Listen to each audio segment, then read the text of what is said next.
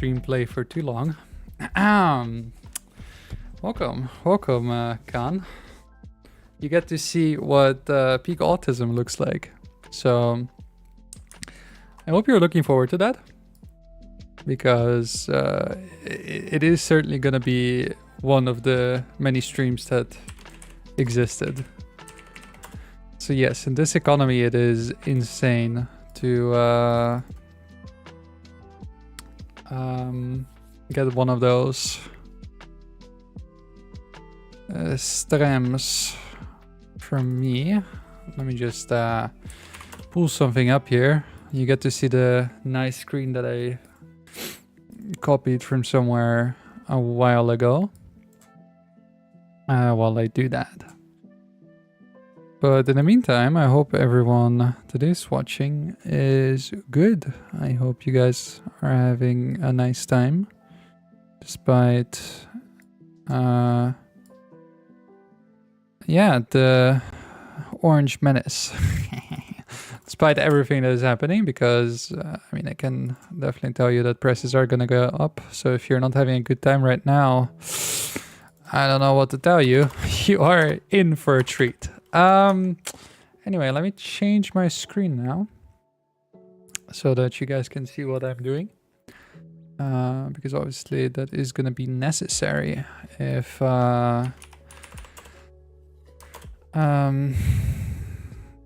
yeah, if I'm gonna stream here, right?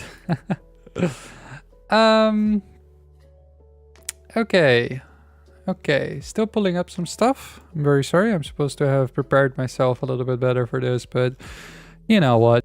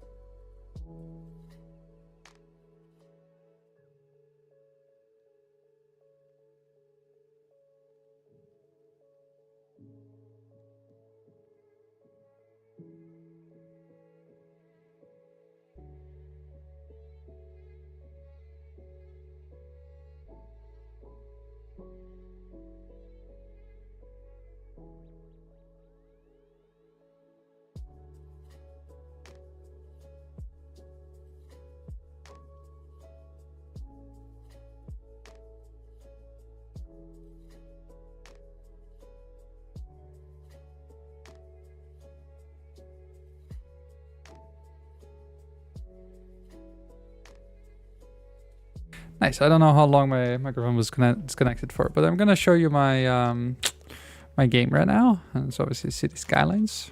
And I hope my microphone was not disconnected for long. Otherwise, it's just me autistically scrolling through the internet, and that's not maybe the best thing ever. Okay. Anyway, this is the game, and as you can see, there's like this huge puddle of water in the middle of the map, like enormous, like huge thing. Surrounded by land. So why did I do this? One, I like water. It's good. Everyone should drink more water. If you haven't drank any water so far, it's a good time for you to start doing so. But secondly, and keep in mind on the mental image of this map for now. Secondly, if you go to the old maps of the Netherlands, you will see that a lot of it was water, right? If you go to the map of the Netherlands nowadays, a lot of it is not water anymore. And so there's this very nice example of early day polder technology. So essentially creating land where before there was water. So we go to a map from the 1600s of the Netherlands. Let's see if I find a nice one. Not really. Okay. Oh, this will do. So if we open this and we hope it's not porn or something, we'll see that there's this river here. So this was the Harlem. Oh God, I cannot say this. Anyway, this was a river before. I guess the cat ate my tongue today. This was a river. Here was also like a little bit more water. This was also water. Anyway, nowadays the river is not there anymore. At least not in its full glory. There's still some puddles here and there, but most of it is gone. And so what happened is that they, you know, they turned this all into land via polders. At least that's as far as I understand it. I'm very stupid sometimes. And so we're gonna be doing exactly that with the water we have in game today. So you probably would know what a polder is. I would hope so, or at least understand the principle of it, of turning land or making land out of water. But essentially how it works is that this is all water. You build high walls around the water, and then you pump all the water out into like these canals, into these waterways, like, you know, essentially like this. And then all the water that was in here goes out through man-made pathways, essentially. And yeah, that's how you get land. That's what they did here. Like if you go and you Google map this, you can see that the like floor in this area here is way higher than here. That's very intentional because all the water that was once in here is now here. And this is what's keeping the water out. It's very cool technology. There's obviously a lot of learning that was done. So for example, this is the Nordost Polder, and I cannot read chat right now. If you are in chat, hello, welcome.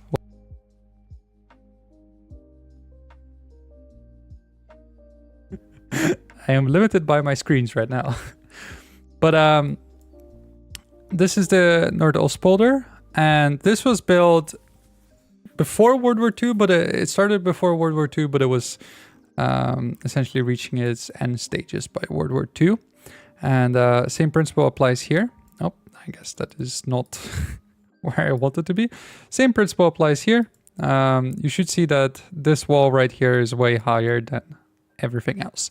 The problem that they found with this first polder that they created is that there's no real, like, it's not an island. It is very much connected with land. And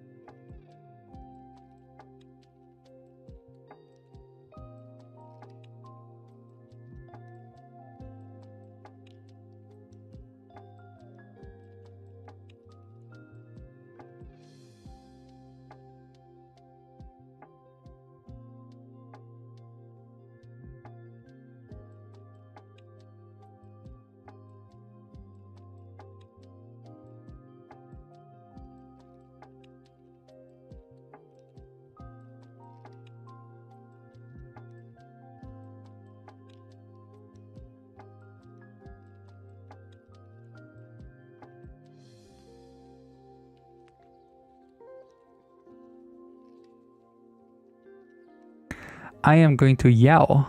How long ago was this cut out? I am very annoyed at this.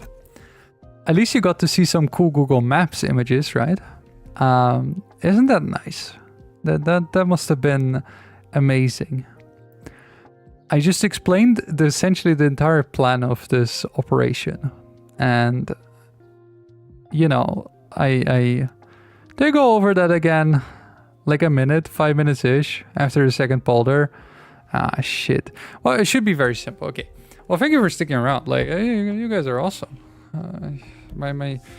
My friends, they like to listen to me, even when I'm not speaking. Okay, let me try this one more time. Just very quickly. Essentially, you build a high wall, pump out the water, goes to somewhere else, and then you have these little waterways that, receive the water, manage the water, and so the water can go to places. These are essentially floodplains. So when we build the polder, very important, and it has to be disconnected from land because otherwise the terrain will not settle correctly. And you need to have the floodplains to be able to deal with the extra amount of water around it. So those are the things that we're going to keep in mind. But yeah, very, very unfortunate that you couldn't listen to my explanation. Not that it would have been very important anyway, but you never know. Okay, so the situation is as follows. We have this huge river and we need to make land out of it. Now, I haven't really thought too much about this. Why? Because I kind of wanted to do that on stream. Might as well, right? So what I'm thinking here is that and I'm gonna keep switching between screens. I'm very sorry about that. When you look at this polder, like this area right here, you can see that there's a city of Harlem right next to it. And it has this like beautiful little fortress thing. Beautiful little fortress island. And I saw a little bit of land here that reminded me of that.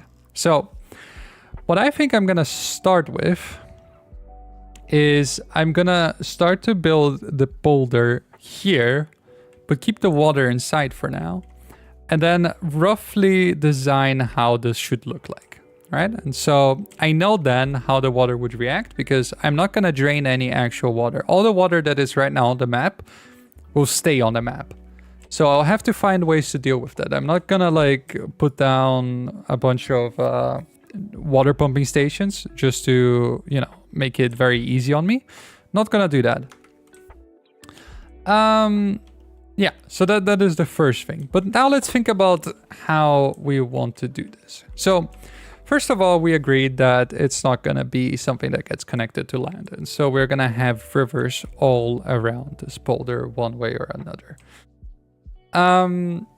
Second of all, we agreed on floodplains.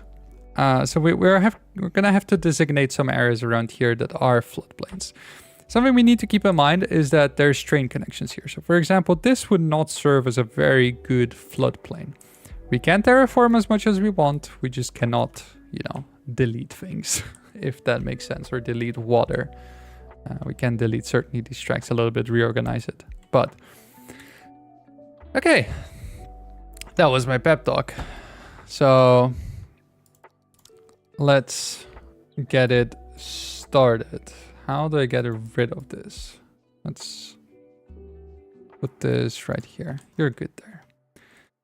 Okay, so what is the shape we're thinking about? Well, what is the shape that we should go for? Now, I'll let you guys decide because you're very intelligent people and I'm not. So there's a couple of options. So option number one is we essentially do, I can probably do it like this. We essentially do a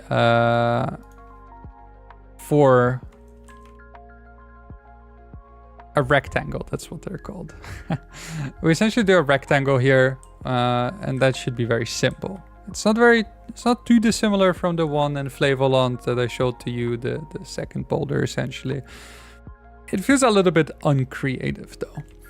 Something else we could do is if you look at Utrecht, around Utrecht, there is Kamerik. Kamerik. There's Kamerik. And as you can see, it is a little bit of a high spot in between like all of this lowland. And so what we could do is essentially set up things like that, right? Where you, I think they're called terps. Yeah, they're called the terp. It's essentially like little spots of highland.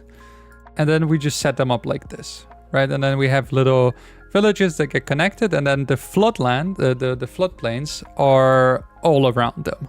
So, you know, Zichtveld, Kamerik, and then you have the bigger city here, Woerden. Like, we can be a little bit creative, right? Put a little spots here and there, and then have all the floodplains around them, and then you have a little bit of a bigger city here, somewhere on the map. Maybe freeform.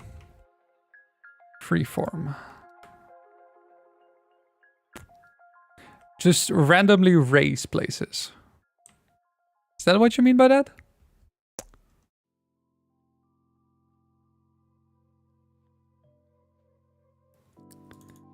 Boop. An interesting looking ship. You know, I always wanted to go on a cruise. Someday I'll do it. Someday I'll go to like Greenland on a cruise and regret my choices. But why not? You never know. So yeah, the choice is essentially one big polder or like a bunch of floodplains and then like a straight line here with a couple of terps here, and then one big city here and then another big city here. The sense about the outer perimeter, aka stuff that will be above maybe a terp or two with some smoothing. Terp or two with some smoothing. Okay, that sounds like a good suggestion actually. Let's try that out. Okay, so selected the height around it. And let's have one terp right here, one terp right here, and then let's have some smoothing.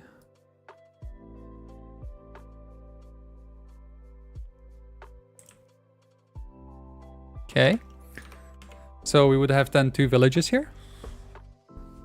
And then would you suggest connecting them like with the smoothing tool or just keep them separate for now and then try to manage the floodplains to get them to, you know, connect somewhat, like would be the case between Kamerik and Zichtveld, like these two, for example.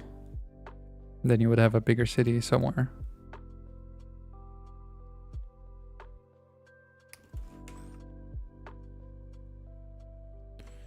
Nice little ball, just.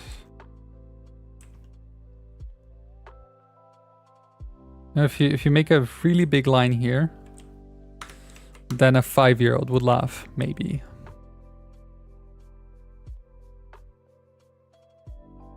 Let's also see how the water dispersion, how the water disperses, like what gets flooded when I do that.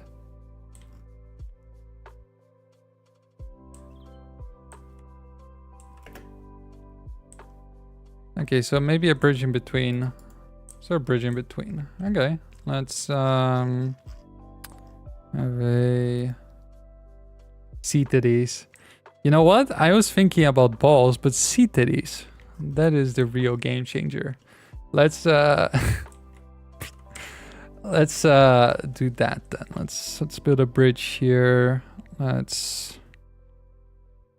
would not imagine that it would really have its own bike path. Let's take a look at this real quick. How does the roads out of Kamerik look like? I guess it has its own little bike path. Very small. Curious if they have that in City Skylines as well, or at least in the mods that I have.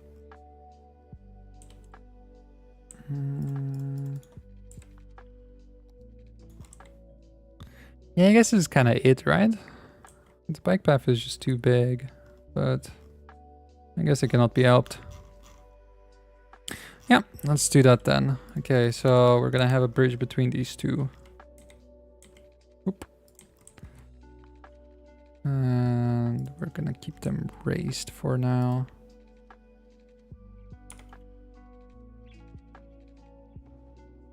Okay. So a little bridge, and then we're gonna do some deflooding at some point. Okay, let's first see how the water disperses. So first it gets, of course, flooded, because the water comes up again from the terrain. And what exactly moves here? Because we might have to also put up some dikes around to make sure that some areas that I don't want to be flooded don't flood. I mean, I don't really care if this area, for example, floods too much, which is already very high up. Where is likely to flood next? I think this area would be very likely to flood, but it's also very high up. That's fine. Okay. So we're gonna have 2 terps here, and then we're gonna create little floodplains around. We probably then also want to have a bigger city, maybe here, because the city is already gonna be here, so you have 2 centers. Or maybe you have a city here, and then you have one part of the city, like one city here, and then one city here, and then in the middle you have terps, maybe a couple of houses, a couple of villages, farm or 2. I am actually more inclined to this idea of building it here. Because I think I've never really done that where I have like 2 separate urban centers per se on separate sides. So I'm actually gonna do that, and we're gonna do some dike building. So how are we gonna do that? We obviously want to start from land and then cut it off after. So if I have my terps here and a bunch of flood fields around, then I probably want to build my dike up. Probably want to do that. Not as big. I want to build my dikes like this. Okay. And then I build like this. Okay.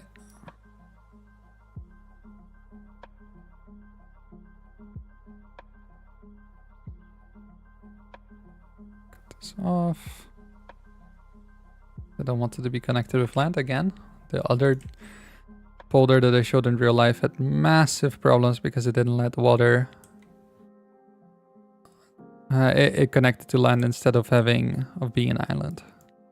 So we want to avoid that issue and learn from that. And it's gonna kind of look artificial, right? Because obviously it does. It is a man-made structure. Okay. Let's actually still connect this for a little bit. Okay. So now you have this area right here. This area right here, it is gonna have no more water coming in, hopefully. But that also means water goes somewhere. So let's figure out where the water goes while we let the game run at a little bit faster speeds.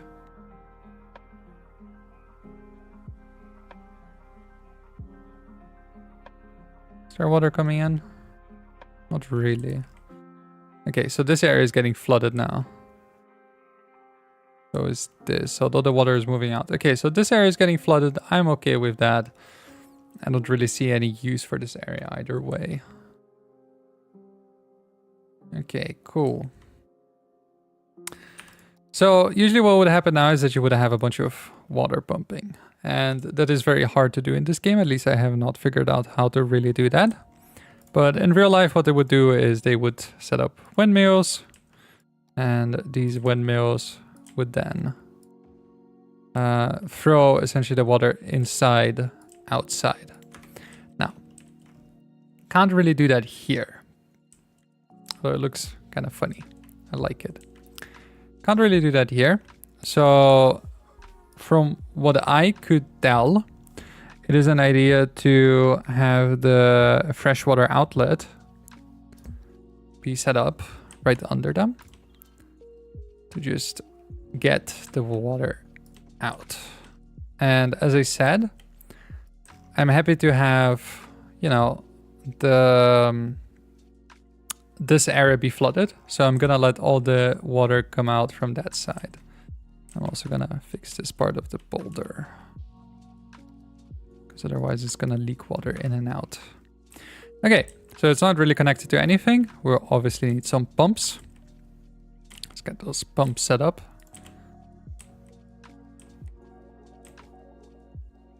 Now let's also do some terrain smoothing. I'd imagine that I also need to connect these pumps, right? That would make sense.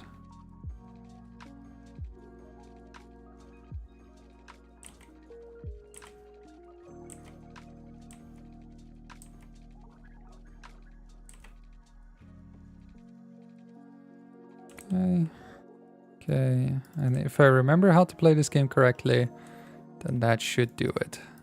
Yep. And the water is going out of this little thing. And it's very, like, I always wonder how the fuck these people came up with these ideas, like, back in the days, and how they even had the technological ability to do any of this. Like, it's fucking insane to me. Like, I can't even figure it out really nowadays. Like, I can't really wrap my head around it nowadays. But in the 1600s, like, Jesus fucking Christ, dude. Let's move in this a little bit. This might mean that I might need a little bit more elevation on some of these areas, but that's okay. I can quickly do that. I just don't want it to look terrible. Let the water settle for now, and we definitely need some elevation. So let's get some more elevation going. And then we can smooth in and out a little bit more, but now it already looks a little bit better than it did before. Okay, so this area is doing good. Let's move the edges instead this time. But the high point is unaffected.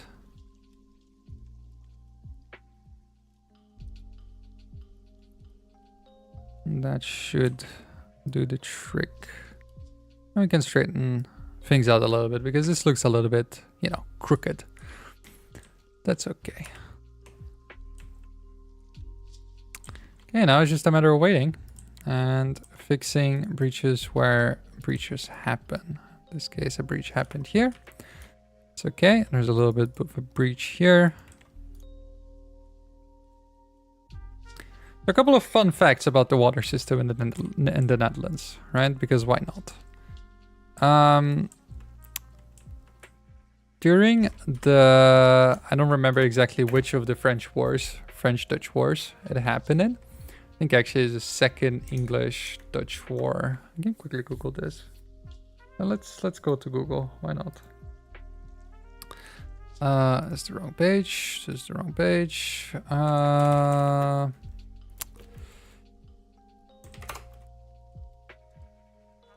Second Dutch-English War.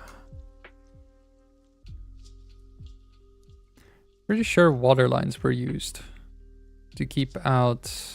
Oh yeah, and the Raid of Medway, very important. A fun fact about the Raid of Medway: the Dutch destroyed the ship that was called the Loyal London. And this war in general was, let me just make sure that the microphone is working. The microphone is working. This war in general was seen as incredibly unpopular. So it was not really something that the British wanted to do, besides the king.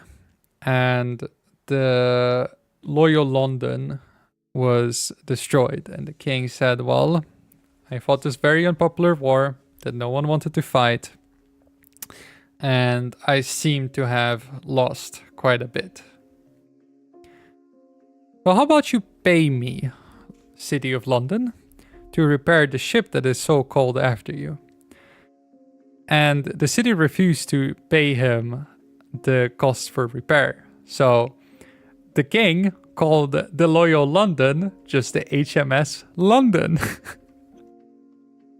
Like a bunch of little petty fucks. It is actually amazing to me that that happened. But yeah, anyway, I don't think it was this war. Maybe it was the third war. There's so many of these wars. Anglo-Dutch wars. Maybe it was the third. Take a look. Yeah. You can see here the water line in effect. They flooded everything. I would imagine that's Woerden, maybe Gouda. Yeah. Something like that, but they flooded everything here, and so the French army was not allowed to, was not able to enter Holland proper.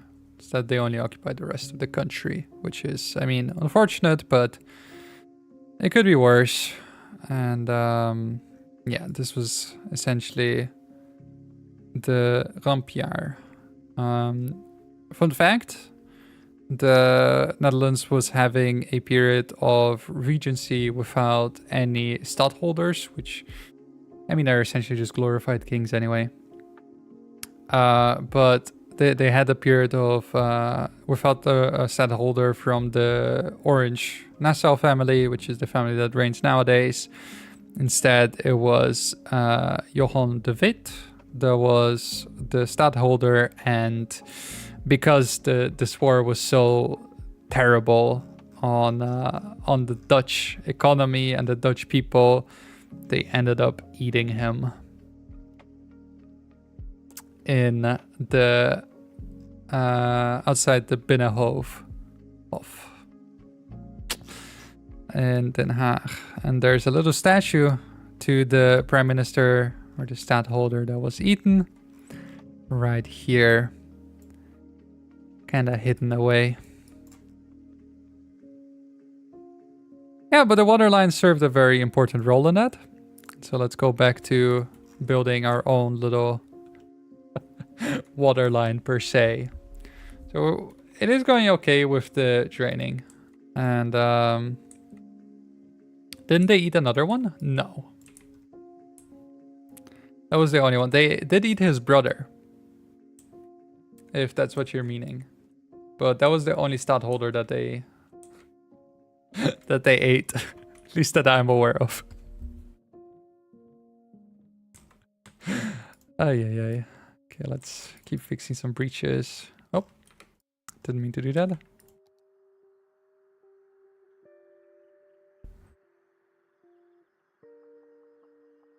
Okay, we probably want to accelerate this a little bit. There's more breaches here.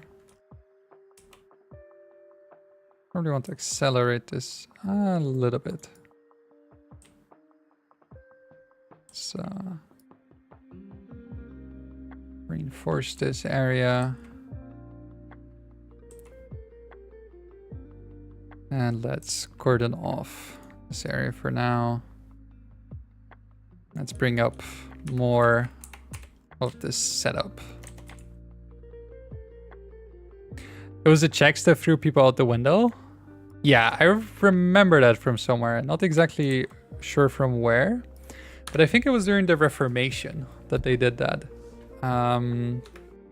Through, I don't know if it was Protestants. It was the Hussites, right? Let's. Wait, why don't we Google this tidbit of history anyway? I think it was the Hussites that were thrown out of windows.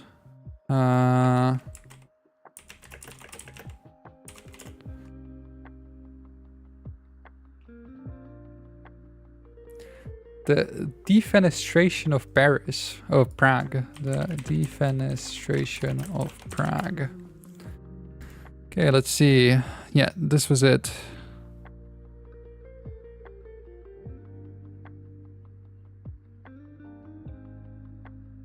The disgruntled Protestant estates then threw two royal governments and their secretary out of a window. Oh, so it was the... So it was the Protestants that did that? Okay.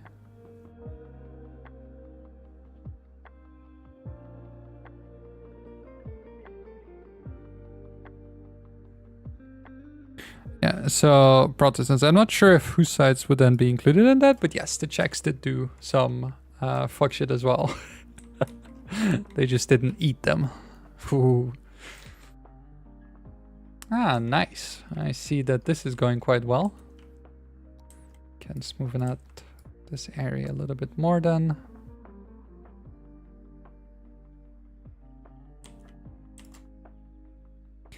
Yeah, the Reformations were a whole thing. It's very interesting, right? Because a lot of the modern system of international relations and, you know, statehood and whatnot, state sovereignty, is based on the Treaty of Münster, which was obviously signed in Münster, Germany. And it essentially just declared, like, okay, the princes are sovereign over their own territories. You know, no country can really impose what religion would then be used within those principalities, within those little kingdoms, within those little duchies. But also on the side of the Münster Treaty was also being negotiated the Treaty of Peace between the Netherlands and Spain. So very interestingly, during the 30 Years' War, the Spanish and the Dutch were fighting each other or against on opposite sides of the battlefield. But because of the peace treaty, or at least the ceasefire that they signed in Münster, they very consciously avoided each other in the battlefield. So it's this thing where, like, the Spanish found out that there were Dutch soldiers on the other side of the battlefield. They would then stop fighting and move somewhere else. Very, you know, silly thing like that. But, you know, a peace treaty is a peace treaty. You know what they say? That's what they do. Let's move these a little bit further up. Get some more water pumped out.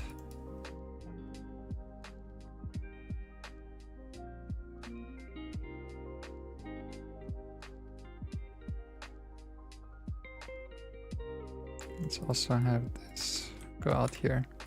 Yeah, so we're getting this nice little bit of land here now, with the terps in between already a little bit connected. And we're going to have to figure out a way to make floodplains all around here. I might do a second polder somewhere here, but we shall see. We shall see how that works out in the end. I could already start thinking a little bit about the design of this terp. So terp always, at least from my understanding, always starts with a little town or a little house here, because obviously the Netherlands was a very treacherous land most of the time. I mean, kind of still is, but it's more managed now. It was a very treacherous place to be and live before the inventions of larger scale infrastructure like boulders and dikes and water management systems. Can make a slope. I could probably do that, but it's working out great, right? It's working out okay. Let's keep doing this. It's not very realistic, but who cares? It was a very tricky place. So every time someone found a terp, that was a big reason to celebrate, because that meant that I could build a more permanent structure in that terrain. And so usually you start with a farm. Now, the farm is not going to be there forever, right? And so what ends up being left behind is a farmhouse. So let's figure out a little farmhouse that we can put down here, and then we'll move on to a church and then a couple of more houses. Around it at least. This is too small. Let's see. It's too new. Too new. Something like this, maybe. I think this would be then at the center, and then we would have a church in the middle of it all. I can probably also press this right here and then build a roundabout that would then envelop this church. So let me do that. And let's change the road to something like this. Okay, and then let's have a little path that would guide us into this church. Something maybe like this. Okay, that's awful. That is genuinely awful. Let's undo that. Let's redo this little area here.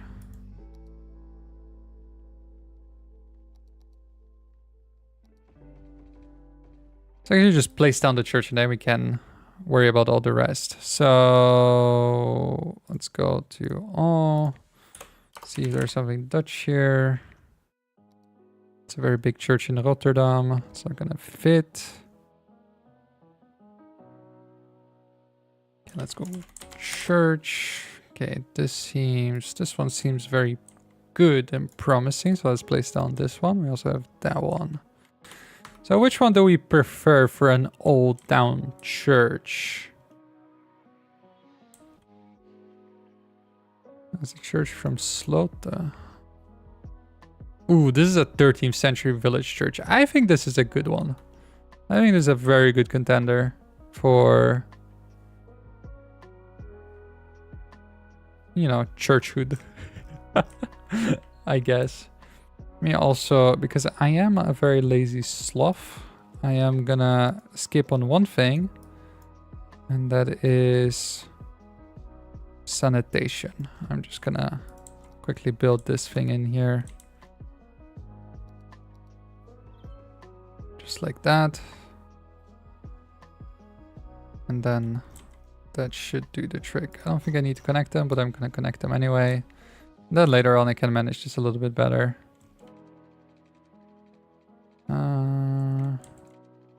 Wait, I can actually check if I have the mod.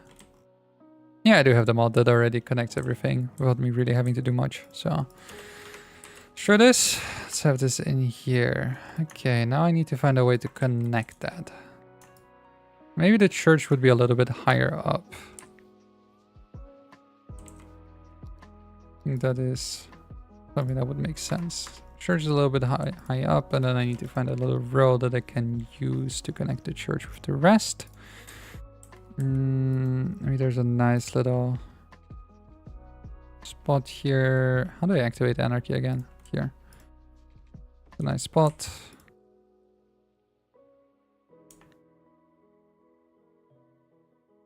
You know, have something that connects the rest of the roads to the church itself. Let's smoothen this out again. Let's see how the progress is going. Progress is quite good. I could probably also just move these bumps a little bit further up and have these outlets go somewhere else that is not counterproductive. Right now they're kind of counterproductive. And we can also delete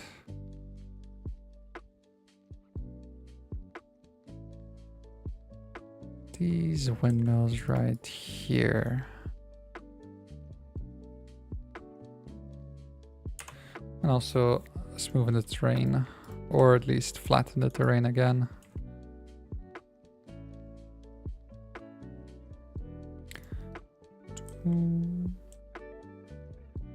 Okay, good.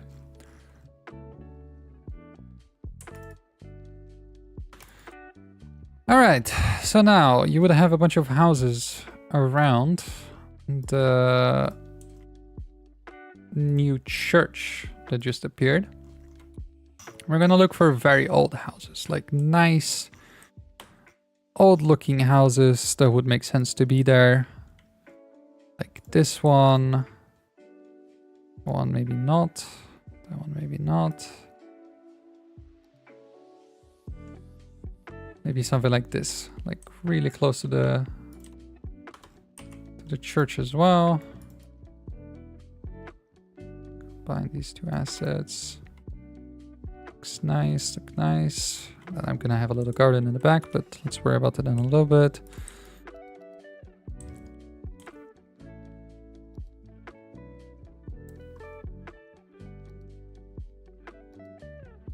Maybe some old Frisian stuff.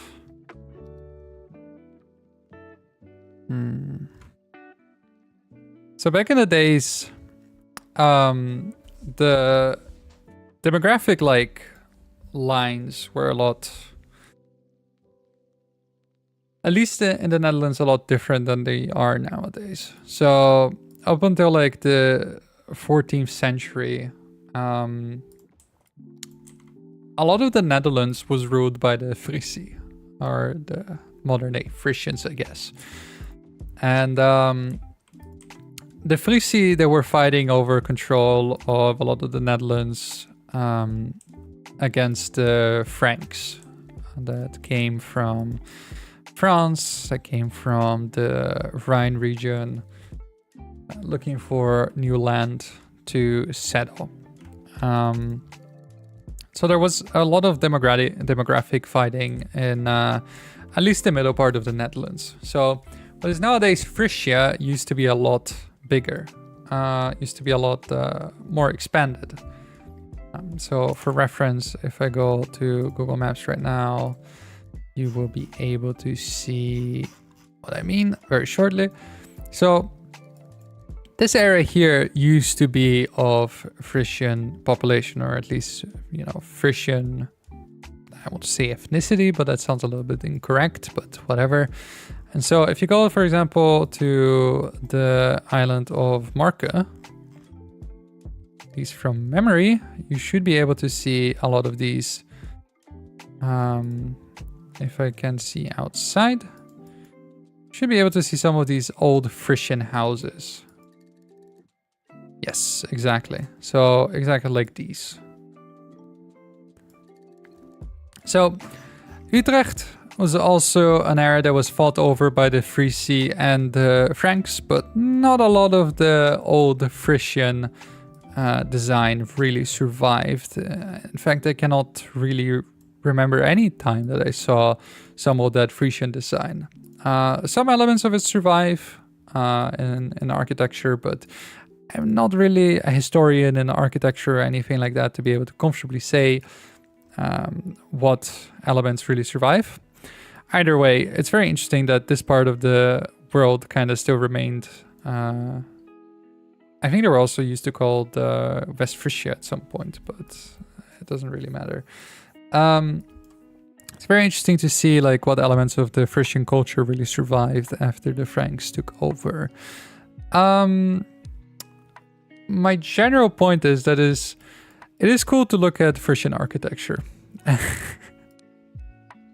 I mean, genuinely, that was my point. And if you look at it, like if you remember, the town of Marke has some Frisian architectural traits. If you look at the, you know, more German part of the Frisian world, not a lot of it looks like that anymore. Instead, it's like these big, nice houses. Let's look at Borkum. Maybe Borkum has a little bit of... It's a very funny name, by the way, Borkum. Cannot look at me straight in the eyes and say that Borkum is not a funny name. Yeah, it's... Not a lot of it really looks like the Frisian that I just showed you. But if we go to Bussum and Husum, you might be able to recognize some of the more German Frisian architecture. So it's interesting how these populations like interconnected in terms of architecture. Like if you look at these like nice big sort of houses and whatnot, and colorful and all of that. Obviously, some of it is also Danish, has inspirations from Denmark, but you know, I find it kind of cool, like how all of that ends up being shaped. Bussum. Let's look at Bussum real quick, and then I'll go back to the game.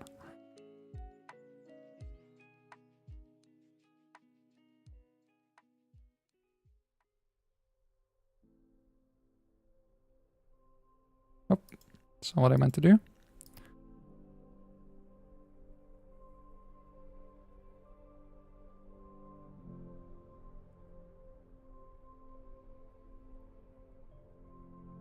I don't really see much outside of what you'd expect from Germany. Anyway, a little bit of a switch to the side. No, I am not, actually.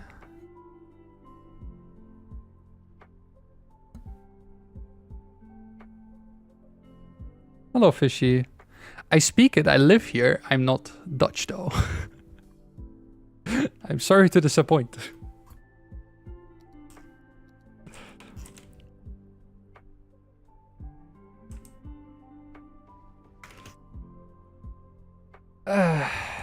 Yeah, but that's just what I wanted to say a little bit. Anyway, let's go back to building out the Sturpa and figuring out this polder. The polder's already actually clear, huh? Is there water elements coming out of here? No, right? No. That's good. So that means if I just drain the... Whoop, whoop, let's not do that. It means if I just quickly drain parts of this, that should be the end of it.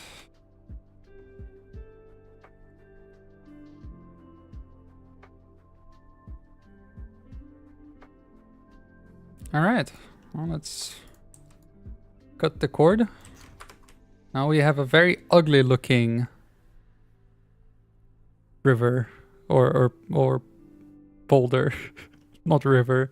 My bad, don't worry about it, dude. Okay. Like, how the fuck are you supposed to know?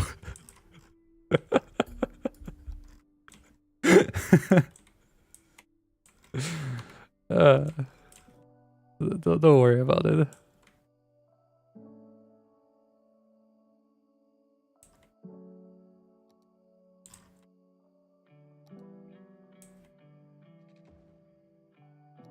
Okay, let's just quickly build some energy stuff here so I don't have to worry about that. Doesn't really matter. All right. Let's fix this breach. Let's move this out. Oh, that's gonna be an issue. Okay, where do we go from now? It's the best supermarket chain. I like Appy. It is good. The thing is, it's expensive. It's expensive as sin. So, I don't know. Like, it really depends. But whenever I go to Appie, I have a good time.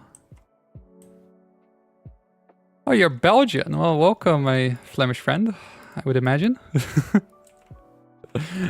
Or Walloon. I mean, you never know. Maybe you learned Dutch in school for whatever reason. You never know, you never know. Well, welcome, welcome. They also have Albert Heijn in Belgium, don't they? I'm pretty sure they do. So the thing is, I'm thinking about going to Belgium to study. So I have two options right now. I go to Paris or I go to Belgium. Well, more specifically Brussels. And I'm looking at like what neighborhoods they are and whatnot. And then randomly I just see an Albert Heijn. And I'm like, I guess they do have it. Is it any different than the one in the Netherlands?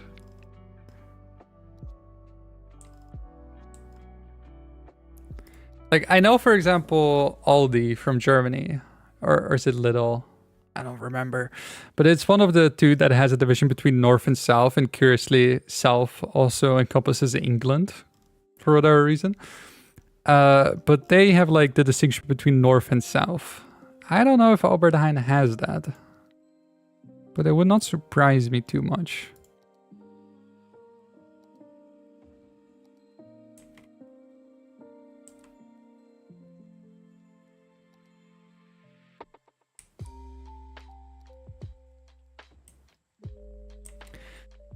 Both is German.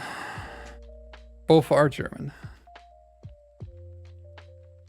You mean Lidl? Or Aldi? Wasn't one of them Turkish? Okay, let me look this up now, because I'm kind of curious. Pretty sure one of them was Turkish, wasn't it? If you go to Wikipedia.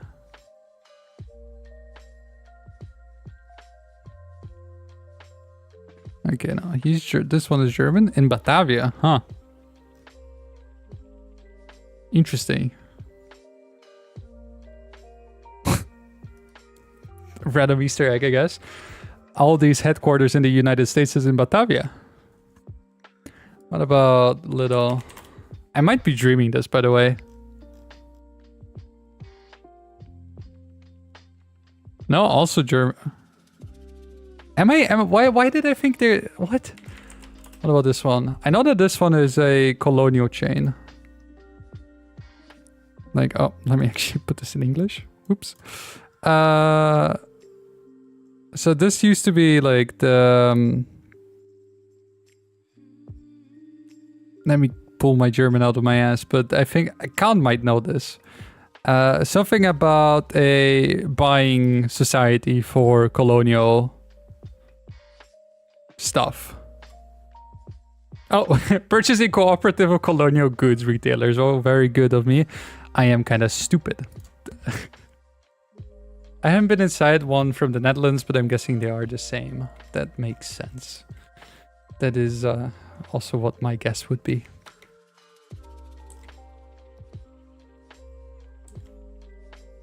That's not very good. Okay, I'm gonna give it all some nice detailing, but I just want to have the houses down. I already have them here, don't I? Yeah, okay. So this is just a terp with a church, and it's gonna have some nice gardening around it. But it's just supposed to be a little bit of a middle point between everything. And then everything here will be surrounded by floodplains and things of that sort, you know, so that it is not just two islands in isolation, like two megacities in the middle of the river. That would not be ideal. Ideal. Apparently it's also changing its name. I see it everywhere. Now it's Varo or something.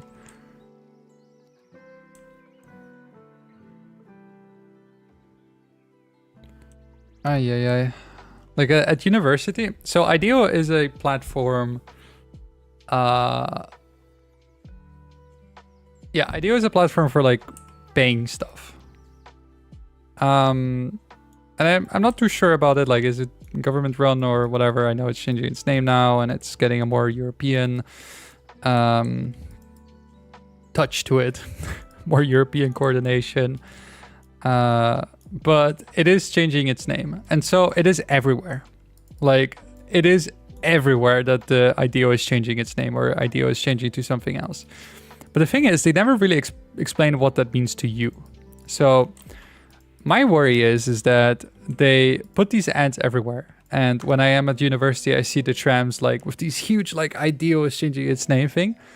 I'm really worried that like scammers will send letters to old people saying like, hey, we're changing our name, so you need to do XYZ, and then they end up getting scammed. And I feel like that's a very big misstep to not tell us what the fuck that means for us. Because you put that everywhere and then you never do anything with it. Okay, little area here. It's connected with the other island now. Then eventually we also start to build with the build up the polder. But before that, I want to do something that's a little bit cooler. That's definitely gonna ruin the shape. But I can adjust it real quick.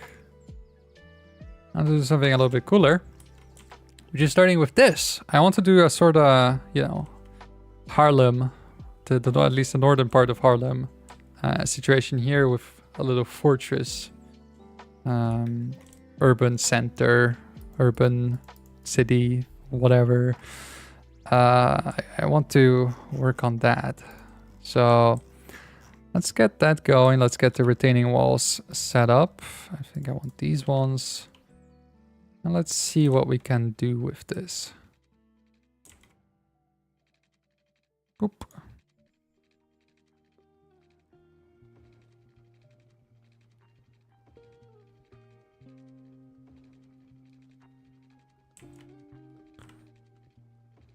Yeah, but I'm actually kind of excited about Belgium because, like, here's the deal, right? The university I want to go to, Paris, is like incredibly good. It is very well renowned. A lot of the people that end up going into the field that I'm studying, like into very good paying positions, they go to the university and all. But the university in Belgium just has a much smaller program with people that are also qualified.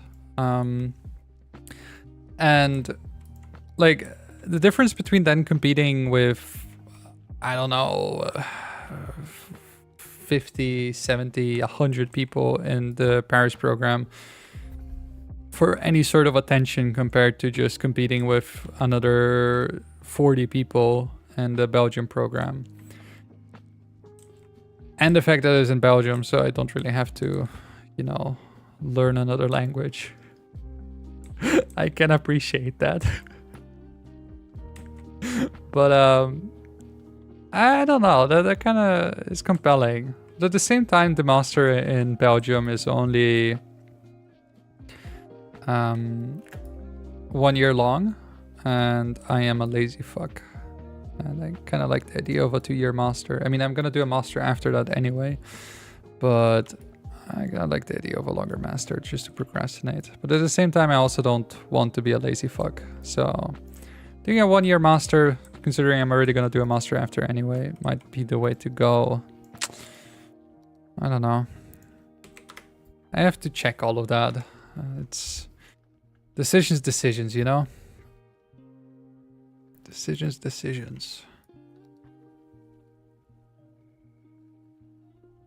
But yeah. I mean, unironically, I will say this. University is very easy. Like, okay, yes, I did not pick a STEM field. I'm not, like, changing the world in revolutionary ways. But I have not encountered any difficulties with it. Why am I studying? Political science. I am studying the politics. Oh. Almost deleted all that. I guess I want to be secretive about that, but I realize there's no reason to be. So I'm studying political science, and I want to do a master in either international relations, not international relations, sorry, international security, or I want to do a more specialized master's in Brussels. And the thing is, a lot of people go to Paris and they end up, like, I even know someone that was a assistant to a French MEP, French, that's very embarrassing for a political scientist to not know that, European parliamentarian. The people that sit in the European Parliament. Yeah, but I know a lot of people there, and it's a very good university. And it's international security, which is the field that I'm interested in. Like, yeah, why the fuck wouldn't I want to study that? Right now I'm studying political science, and it's incredibly easy. And I mean, you can imagine that political science is incredibly easy, right? It's like, it's one of those fields that if you fail, then you don't care about the field enough, and you're just doing it because you have no idea what to do next, right? But it's generally like cool for me to think about places to study, because I didn't even know I was gonna go to university like 2 years ago. Like, to me, it was came out as a complete shock that I actually could do that. Because before I was just working. And, you know, it's different when you want something compared to when you don't. And I see that in a lot of the other people around me. And let me tell you something. You should be worried about the future. Like, if you're Dutch, Be worried about the future, because I have a lot of people in my course, because it's in English, but I have a lot of people in my course that are also Dutch, and we have to sometimes cooperate with people that are from other disciplines, like also like BNO, something organization, public administration, I think, that is just fully Dutch. I have never met more like dense people in my life. And those are the people that are going to be running bureaucracy. This should worry. Like, I genuinely am scared. Like, it is the type of shit where you go like, oh,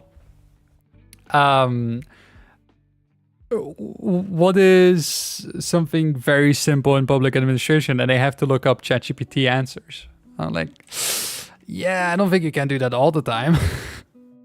Then again, they also said that you will not have a calculator every time, so who knows? Does not give me a lot of confidence, though, I can tell you that much.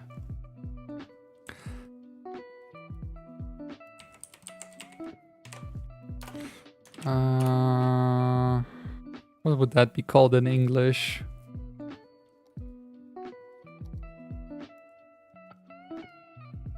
Maybe it's here. Maybe not. Oop. Game is lagging behind a little bit. Ah, lock. That's what they're called. Ship locks?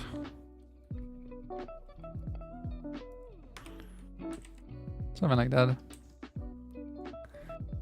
They have to use ChatGPT, enough said. Yeah. No, but like it is genuinely scary, like how bad it has become. Because like, say you are a programmer, right? And I used to do a lot of programming, so I feel like I can say a little bit about it, not too much because I don't do it anymore, but I can say a little bit about it. If you're a programmer, then genuinely, like, who gives a shit if you use ChatGPT? And that's my honest opinion. Like, if you're a beginner, you shouldn't be using it at all. Like, that much is obvious to me. You should not be using ChatGPT if you're a new programmer and you have to learn the basics. But once you got to like the phase where you're like almost a senior or a senior developer and you just use it to vibe code, like, okay, I guess you're just doing things more efficiently. Like, you very clearly would have gotten to the answer. But when I think about people that work with like important stuff like public administration, and they haven't even gotten to the position where they're seniors, like, you have to think about the long-term consequences of something like this. Imagine this situation, right? The world is on fire. Something tragic has happened. All they will be able to come up with is answers that a machine that can only study what has happened up until now can come up with. And if they never had to go through the process of actually figuring out a solution on their own, then they will not be able to come up with a good solution. Like, they will just be incapable of doing so. And that is terrifying to me.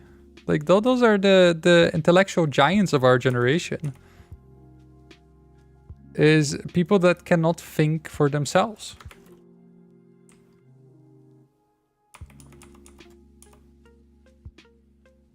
Like, also the whole environmental aspect of it, right? Because, I mean, I'm not the biggest environmental freak ever. I'm not like, oh, I'm gonna stop driving my car because I love the environment. Like, listen, I was raised in a small village. Like, I got that townsfolk stuff in me. Not to say it's wrong. I think it is a good thing. You should actually be a little bit more pro-environment than me. I just wasn't raised that way, and I used it as an excuse for myself. But there's a lot of people that are very much pro-environment in my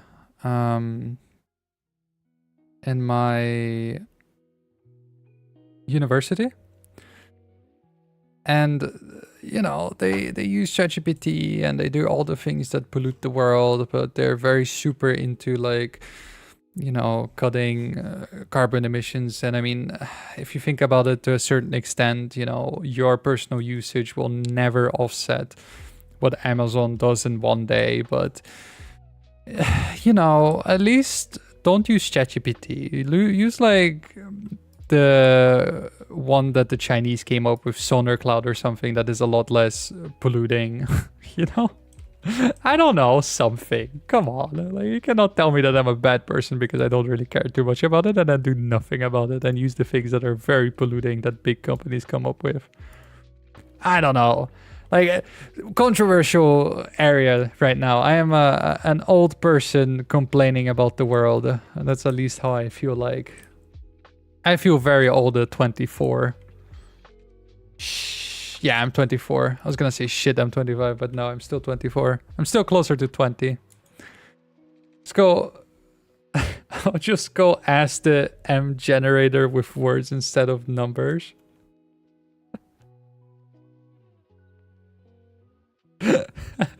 Totally right.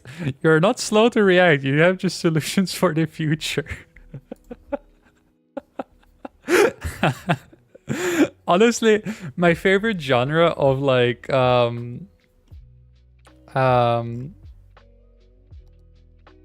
AI stuff, right, is people that pretend to answer like AI, and it's like, no, you're very valid. Honestly, that's very fair.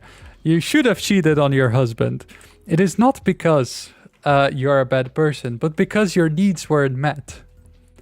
Like insane shit like that. Yeah. It's my favorite genre of internet stuff. Okay, let's do some decorating. Have you seen the blunder from Rector Petre de Studer of University of Ghent using ChatGPT in her speech using non-existent quotes from Einstein? I shall look at this person. I would imagine this woman. I have not.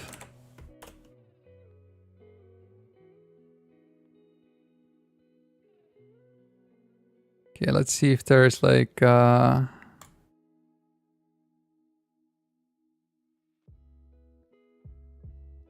that's not what you wanted to see. I think this is it. Yeah. It's translated so that the rest of the class can also read this.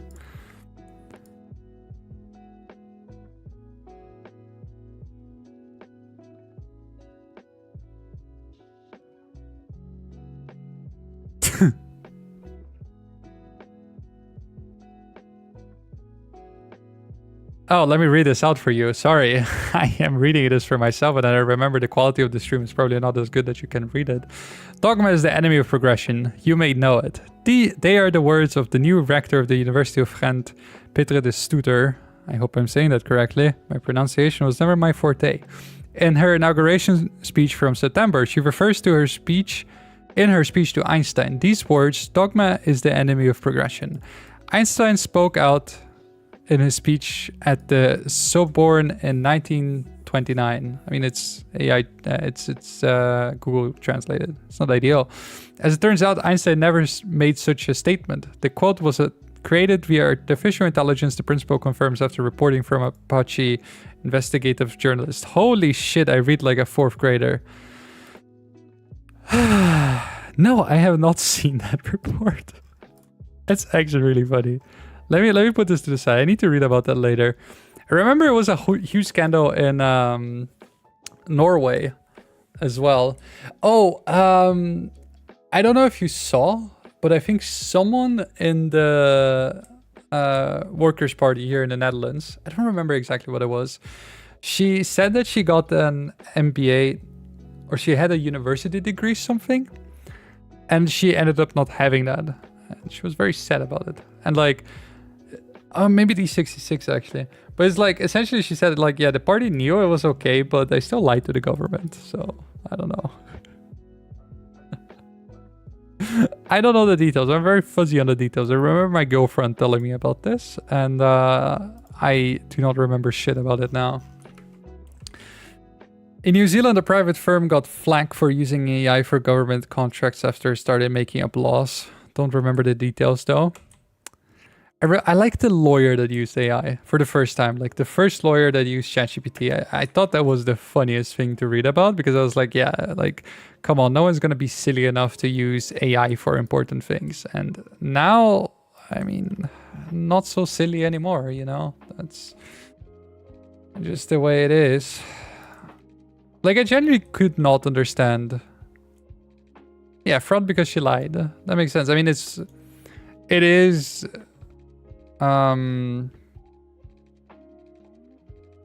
academic misconduct, and in the ideal scenario you should get, you know, suspended or have your degree revoked or something like that. I mean, in this case, oh, you're a director, fuck it, maybe. But in this case, if a student did it, it probably wouldn't be that big of a deal. But you would get the academic misconduct hearing with the examination board for sure if you misattributed a quote in the ideal scenario. In the real world, that does not happen. Students use ChatGPT all the time, and it's not like professors have the time to check every single quote to make sure that things are being attributed correctly. But yeah, it's very much academic misconduct to do something like that. Coming from a rector as well, like it's... the world is lost. The rector in my university is also kind of useless, so I don't know. I actually don't really know what rectors do too much. Like, I'm somewhat involved in university politics, and I don't really get what the rector is doing there. Yeah, but lawyers coming up with bullshit precedent from ChatGPT, which is the funniest thing. But where does ChatGPT end? Like, where does AI end? I've been asking myself that a lot. Because if you think about it, right? How much can you trust what you see nowadays on the internet? I mean, the obvious answer should be not at all. You should not trust anything you see on the internet, even if you believe that it is actually true. Like, that is not how that works at all. But imagine in the future with people that are not even as skeptical as that, because it's a very like cynical way to look at things. But just imagine in the future where everything can be faked. Like the speech of a president can be faked very easily. At what point does the internet stop being obsolete? At what point does no one ever trust video again? Like, at what point does video evidence become useless because you can't just, you know, generate someone holding a gun or something like that? Right? Because right now the golden standard is like a video.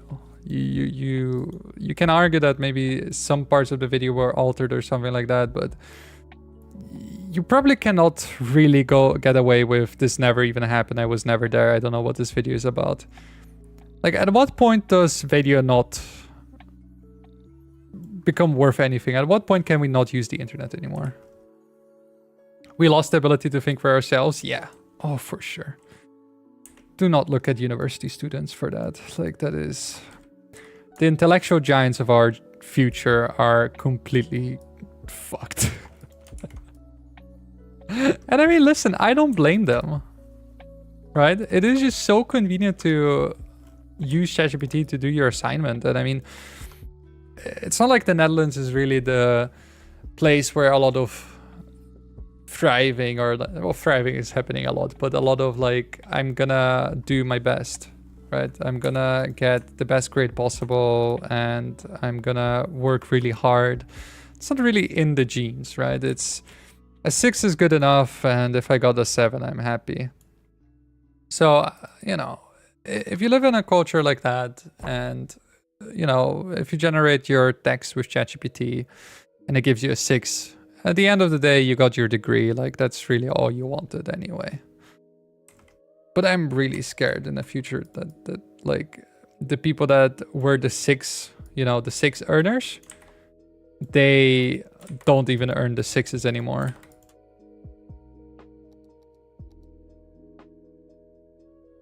I don't know. My opinion is that the internet one day will become obsolete. Like, maybe as a way to communicate with friends and something like that, but you will never be able to open Reddit or Twitter or Instagram and then really believe that something happened. I just don't think that will ever happen in the future where some big event gets forged. I mean, think about this, right? Imagine a Trump speech gets deepfaked, where he declares nuclear war or something like that, and you know, ultimately nothing really comes out of it, but it still happened. It still created some panic, and it still, you know, got a little bit of traction online.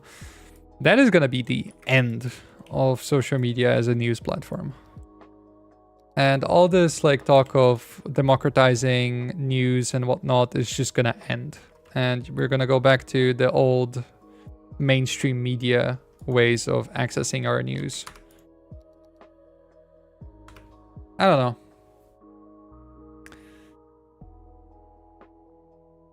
Let's hope that you're going to dominate the political world. That I'm gonna dominate it? Dude, you should not want that. That is a terrifying prospect for you or anyone else. I would bankrupt the world within like 5 seconds. Let's not do that. That is not what I want.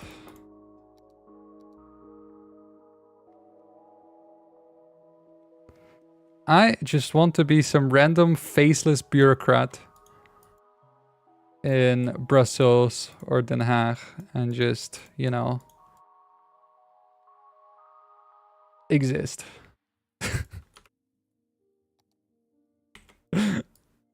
Which again comes back to the whole culture of like, let's not go for more than a 6. I kind of am guilty of that. Although my grades are significantly better than a 6, I still have the same mentality.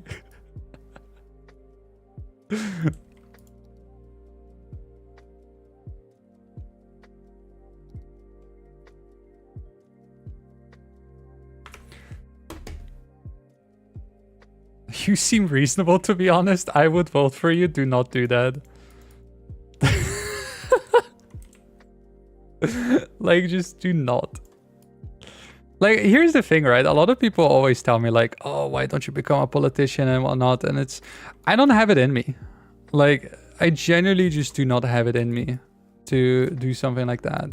Because I have been around people a lot that have been, you know, delegates to the United Nations. I have been around people that ran for, you know, local politics and whatnot. And those are generally the most insufferable people you'll ever meet in your life. Like, genuinely, if you are not a benefit to them, you know, you can just fuck off. And if you are a benefit to them, then they'll make you feel really nice. And then, you know, eventually when you're not there anymore to be a benefit to them, they disappear again. Like, I could not handle that. I could not handle that at all. I can work with them a little bit, but actually having to negotiate with them and all of that, I would go insane.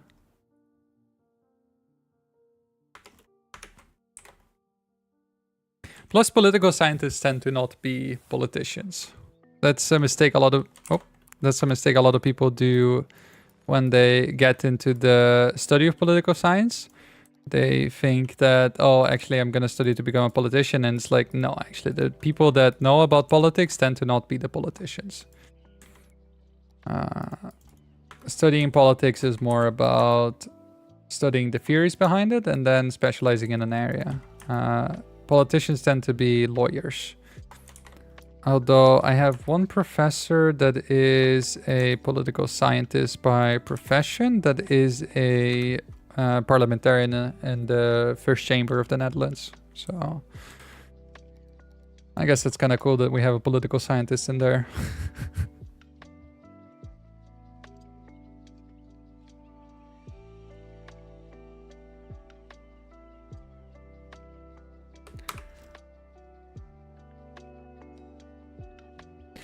Honestly, people that don't want to be politicians were there instead of career politicians, the world would be so much better. Well, I mean, there is an inkling of truth in that. Like, I'm not gonna tell you you're wrong, because you're not. It is this is not to pet my own ego or anything like that. It is kind of true that the people that want power the most tend to be the biggest dumb fucks that you never should allow them to even run a lemonade stand. There's an inkling of truth in that, but I think it is also a little bit of an oversimplification of the problem. And again, like, this is not anything against you. It's just an observation from me, and I could be completely wrong. God knows. Like, I am very often very wrong. So don't take this as an attack. But a lot of the times when you see people that say, well, GDP does not matter, and you go to a town in Europe and we have very few places that have very high GDP. And so people say, well, GDP does not matter in a town because a town like Prague, for example, has a much lower GDP than a weird city in the United States that has really nothing to offer. And it's like, okay, there is an ounce of truth in that, but GDP does matter in a sense that it is an economic pointer, like it is an economic predictor, and investors like to be sure about their investments. And so when they think about, okay, where I'm going to invest next, I'm going to invest in the town with a higher GDP or a lower GDP. Doesn't always happen. A smart investor will invest in places that will make money, but it could happen. And so when you think about politicians, you might think, well, career politicians are really bad people, and I would not disagree with you. No, I know. It's just an example. I'm sorry. I wasn't inferring that you were saying that it doesn't matter. That's my fault. But when then the assertion is made like, okay, politicians are bad people, and they are. That's just, I mean, not every single one of them, but a lot of them are not very good people. When an assertion is then made, it kind of comes with the pretext that if a good person of kind heart would then be in power, then the political system would be fixed. And there is a little bit of a problem with that, because a lot of the times people that are politicians, they come from careers and families of politicians and whatnot. And the thing that brings is that they know how the game works.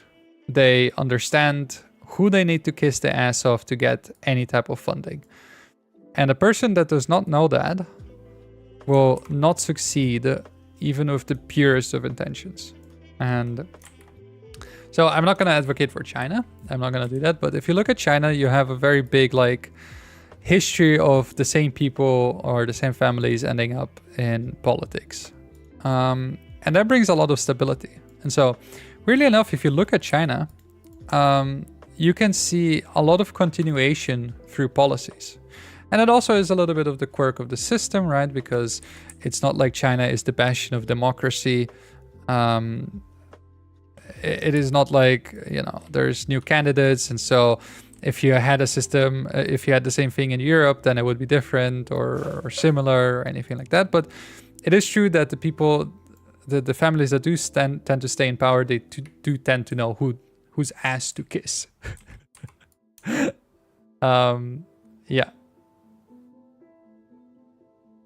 I don't exactly know what my point was, actually. I just started to yap and then I probably should have stopped midway through.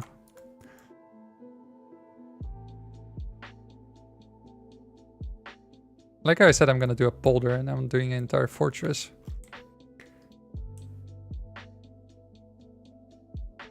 The possibility of things getting worse is smaller. You know what? I'll give you that point.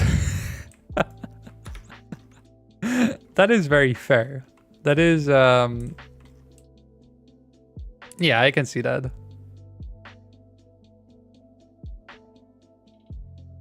Like, I'm not gonna lie to you. I see the people that are going to be politicians in the future, at least will try to be politicians in the future. And they don't know how the average person lives. Like, I'm gonna... This is a true conversation I had with someone, okay? So, they are from the eastern part of the world. I mean, Eastern European, essentially. Sorry, I need to drink water. I'm gonna lose my voice. And they come from a very privileged background. And by privileged, I mean they get $60,000 per year from their family, from his family, just to spend on groceries, rent. And I think like 1/4 of that is for tuition. So it's 40,000 per year for him to live.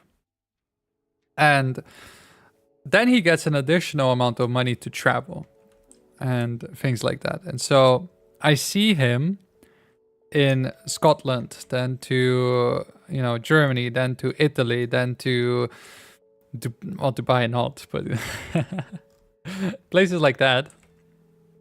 And he constantly goes there, and he doesn't have a job, which I mean, I also don't, but I live very frugally. I used to work as well, so I have some... I used a lot of my savings for my studies to be able to focus on them and get the best grades I can. Sounds like cope, and it probably is. I am a lazy creature. But yeah, he's very well off. That's essentially the point of it. And I was kind of saying to him, like, you know, you will never really understand the privilege that you have. You might, you know, understand that you have a privilege by being this wealthy, but, you know, you will never really understand why that is a privilege, because you haven't had to live any other way other than the life you have right now. And so, you know, it is something to keep in mind when you're gonna make political generalizations about people, about why, for example, reactionary movements are coming up and all of that. Germany mentioned? Wunderbar. Ja, mein Freund. I tried. Yeah, he likes to go to Germany.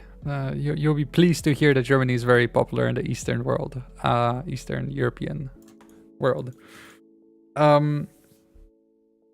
But yeah, essentially I said that, right? And what he told me is like, yeah, but you have a European passport. So like, when you fly, do you fly with Air France?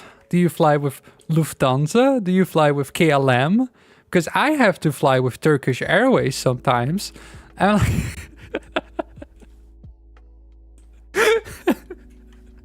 I'm sorry. Oh, that will never not be funny to me.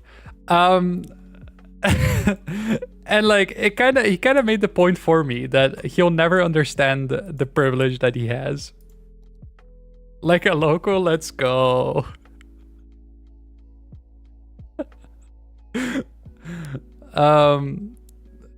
Bier bitte. Like, I don't know, he just made the point for me, and he made me realize that like the people that represent us, and I think that that's a realization that could have come before meeting him, but the people that eventually represent us, they don't know what's going on. Like, they might understand that the prices are higher and people don't like it, but they will never really know why the prices being high is a problem, because for them it is not. I don't know. It's kind of depressing to think about that. But yeah, it's also like, I see a lot of people, and okay, this is going to be controversial, and you might disagree with me, and I'm okay with that. I don't expect agreement from people, and I think it is genuinely fine to disagree on things. I think it's a healthy thing, actually. You should disagree with me. But I think the stuff that is going on in Iran, and I mean, this is going to be a brave take, wait. Obviously, I'm being sarcastic, but I think the war that is going on in Iran is a war that should not happen. Is it a noble cause to tear down dictators? Yes, it is. But right now, it is not achieving any of that. It is just killing innocent people. It is just, you know, yes, you killed an 87-year-old, but come on, at that point, the succession plan was already set in stone. You already knew what was going to happen after. And you're just hurting people, and you're hurting prices. You're hurting the people in Europe as well with prices, and obviously all the refugee crisis that will come after. For example, something interesting. The United States tried to get the Kurdish militias in Iraq to go into Iran and set up their own Kurdistan. But this time, the Kurdish actually did not bite the bullet, right? Because they tried it in Iraq, they tried it in Syria, and all it did is create like civil wars, create power struggles, create land grabs, situations that are just really terrible for everyone else, and it created a lot of refugee crises to Europe. And obviously that's a small portion of the suffering compared to everything else. But it is a part of it. And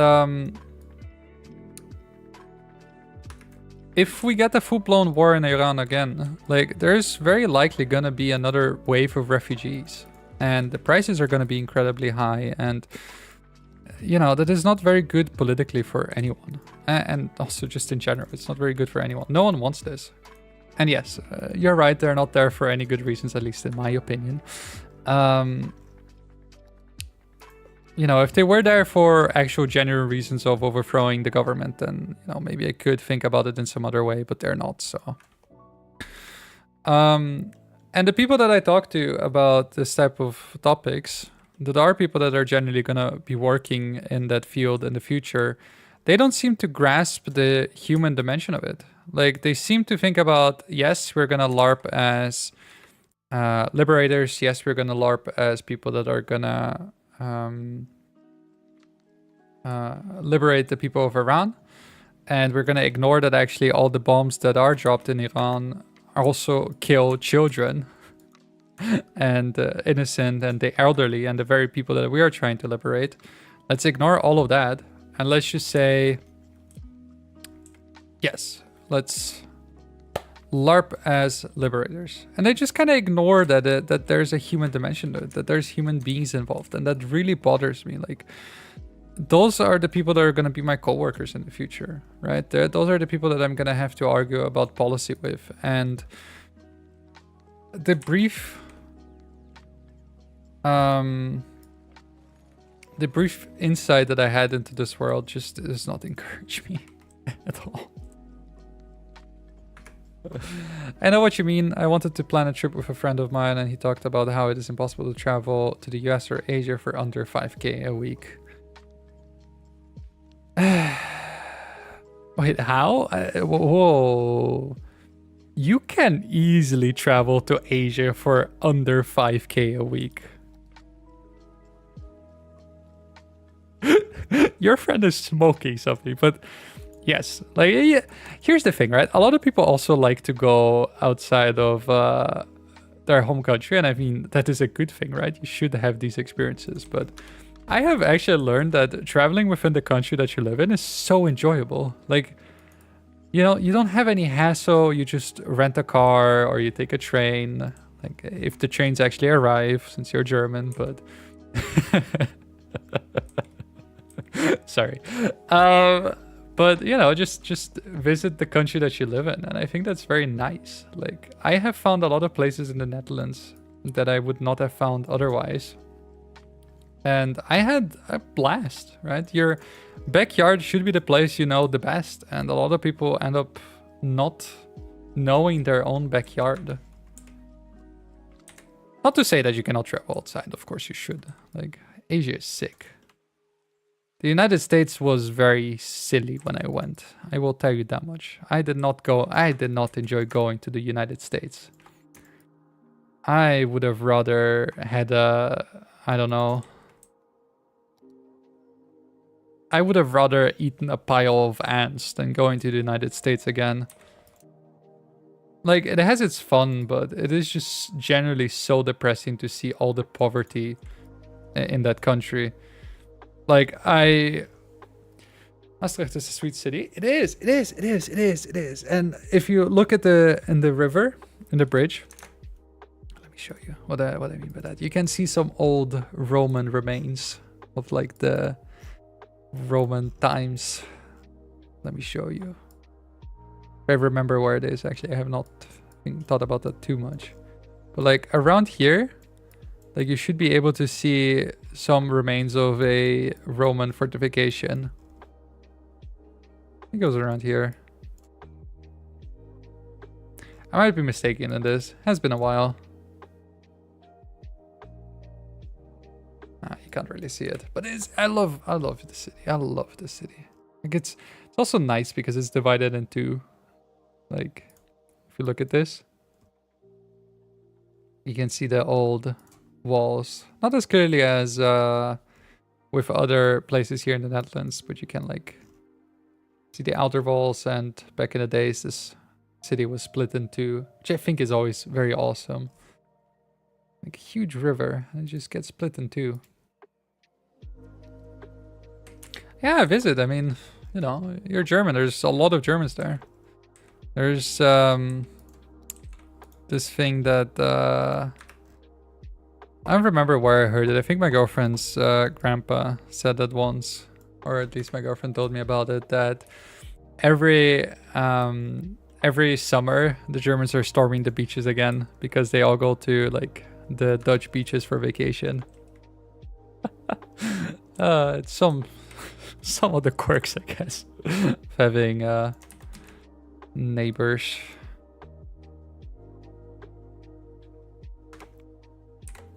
With some history. Sorry. Oh yeah. Well, let's keep building this.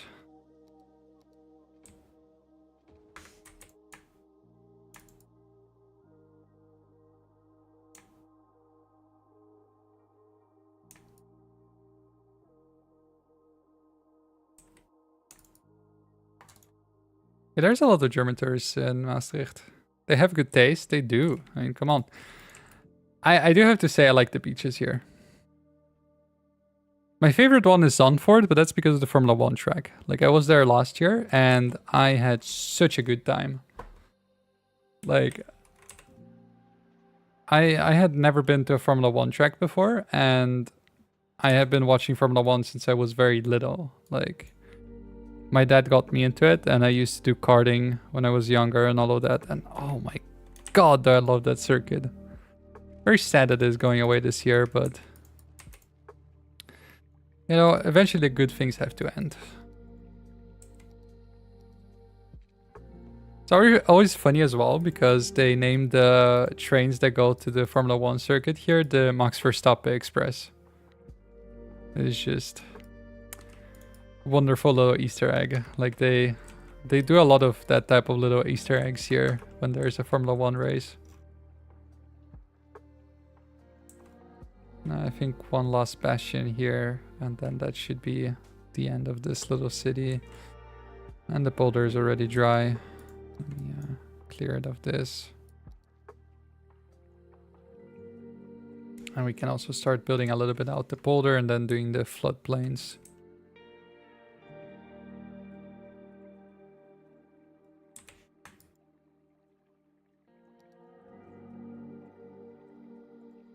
Ay. There's a surprising amount of things that happen in university politics. Like, I can't really talk too much about it, but yeah, the siblings of very important people end up doing very silly things that become the problem of like the student council and whatnot. It's, then you end up hearing about it. It's gossip. I mean, if you love gossip, that is the place to be. Hello, Truppy. I am building the I was actually trying to build a polder, and then I decided to not build out the polder too much for now. I'm doing another part of the map instead. Oh, that's too high. But I hope it's going good with you.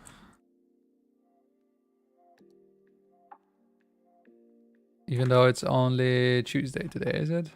It's Wednesday already. Holy shit, time flies. Even though it's Wednesday, still a little bit ways to go to Friday, but a little bit closer than I thought it was. So I'm pleasantly surprised by that.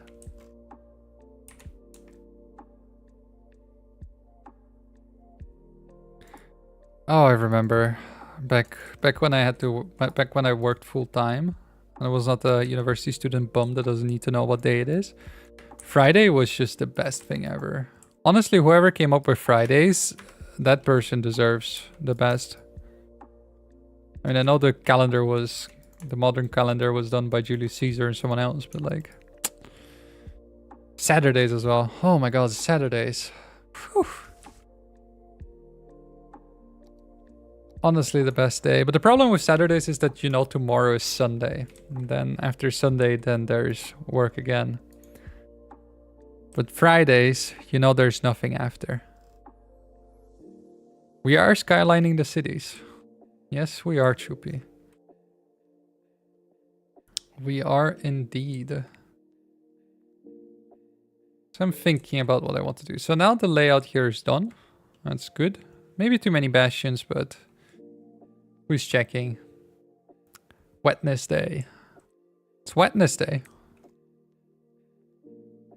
It's a little bit too many bastions. Like, we could remove this one, this one, this one, this one, but who is really checking? I mean, come on. No one is checking this. But the bastion is done. I have like the two terps here kind of defined. And I have the polder. So I think now is time to do the floodplains. So let's try and get the floodplains at least semi-decently done. Floodplains are really hard to do in this game. At least in my opinion. So I hope I get them at least semi-right. I probably want to do them a little bit thicker. So we're gonna do a floodplain like this. You ate a hot dog today. Oh, I will be darned. I love hot dogs. How do Americans do hot dogs? I'm curious because like I know that Germans have this very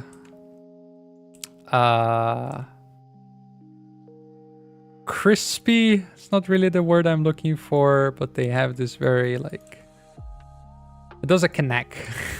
It's the best way I can describe it. Whereas I know that in the United States it's very, and in other parts of Europe, it's very like soft, nice and soft. And I like the nice and soft ones a little bit more. But there's also like the, oh, Frankfurt, yes, exactly. But there's also the, like, Brazilians, I know, do hot dogs insane. Like, they are insane about their hot dogs. They will put, like, corn, fries, every sauce imaginable, like, everything on their fries, on their hot dog. And I don't know if America, I would imagine America has the same, like, all-in mentality. But I'm curious if they do it like the Brazilians. Knackwurst. Yes, that's it. Thank you. Always the advantages of having a German in chat, because you always need to know the word for something German. Because the Germans have a word for everything.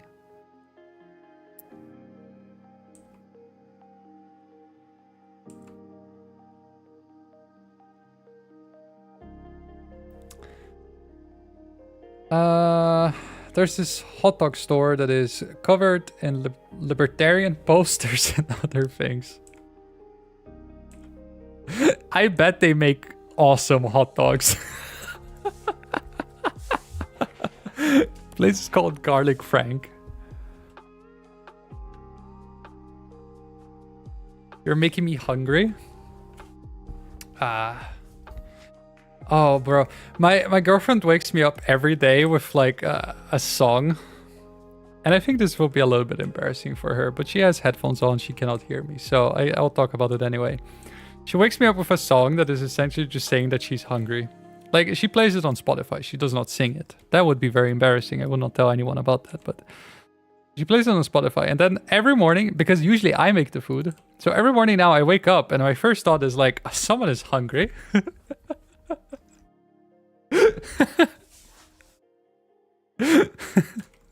Very annoying. You know, I didn't ask to be the designated breakfast maker. But yet I am, and I do it without complaining. You got a garlic frank. What does a garlic frank entail? They call themselves classical liberals. Yeah, it's also the type of people that say Austrian liberals, I would imagine. Like, that is also very common. At least from what I hear. It might be actually that we're in Europe, so... Of course they would say Austrian liberals.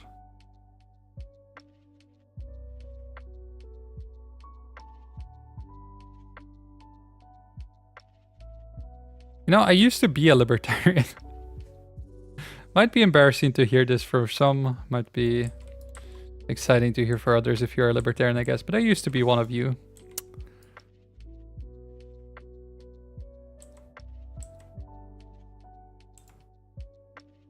I can understand why people become libertarians.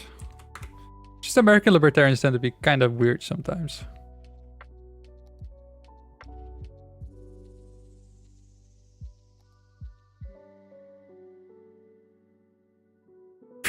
Frenchman covered in garlic. Now, the Franks are not always French. You have to remember there's a Germany, there's an area in Bavaria in Germany that is called Franconia.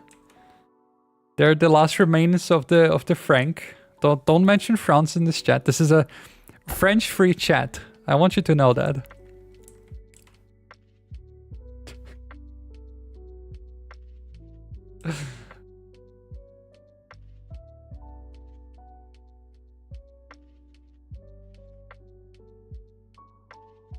I've talked to them about the server and the Aldriva server. What the fuck did they say? Oh, I joined this random political Discord and I had a mutual with Ezra. I mean, that does not surprise me. Ezra does seem to be everywhere. Oh god, not Bavaria. Well, I have it on good authority that Franconians do not say they're Bavarians. So, do with that what you will. What you will.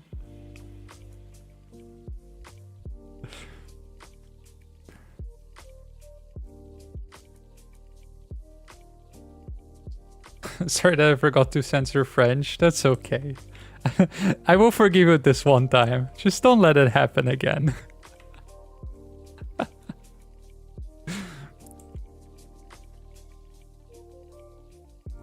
It's like that Duolingo meme. Oh, you forgot to practice your Spanish. You know what happens now. Intruder alert.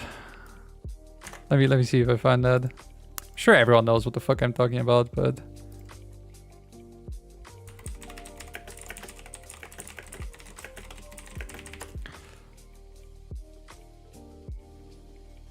Oh god, I didn't mean this one, but that's also okay. that is terrible. Looks like you forgot your Spanish lessons again. You know what happens now. Rocket alert, Jerusalem, Tel Aviv, Ashkelon, Ashdod. Ay, ay, ay.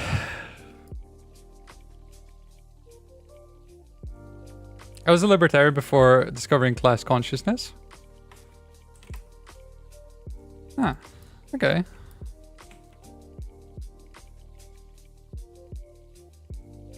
I think, like, I used to be a little bit more reactionary, and by a little bit I mean very much. I used to be a reactionary. Like, I used to be the type of person that would vote for the AFD and stuff like that.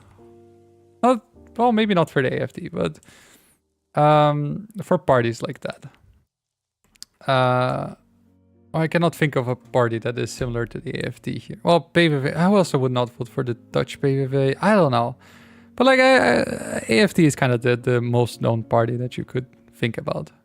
Like, I used to be someone that would vote for parties like that.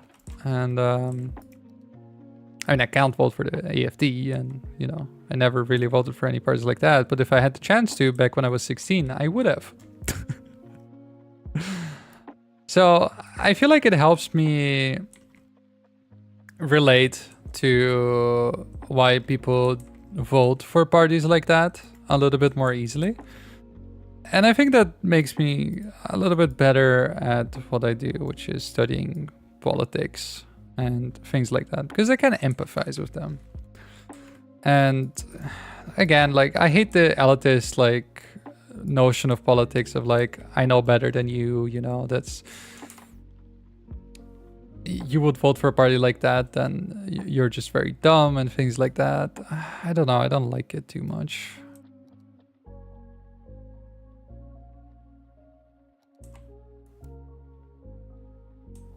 But that's also just sniffing my own fart, you would say. And AFD is kind of a fascist party, so I don't know, but yeah, I don't know. Like,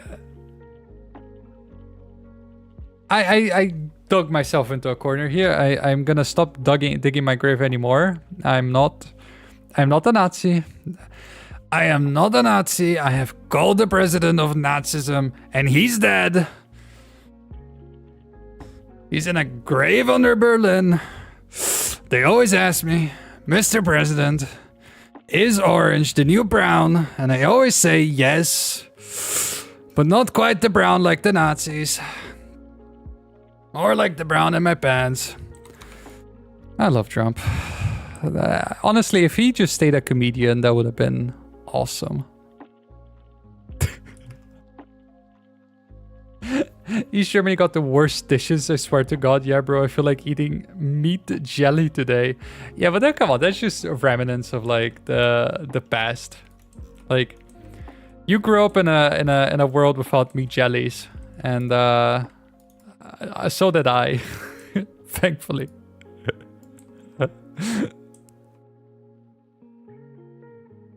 The day I give up is the day I join them. You won't.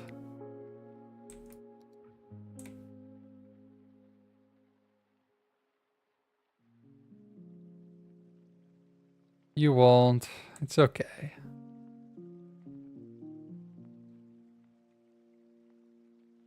It's hard to listen to both the friends and playing Ready or Not at the same time and listening to the stream. I can understand that. You maybe, you know, enjoy your time with your friends. It's my suggestion to you. You know, focus on the things that are fun.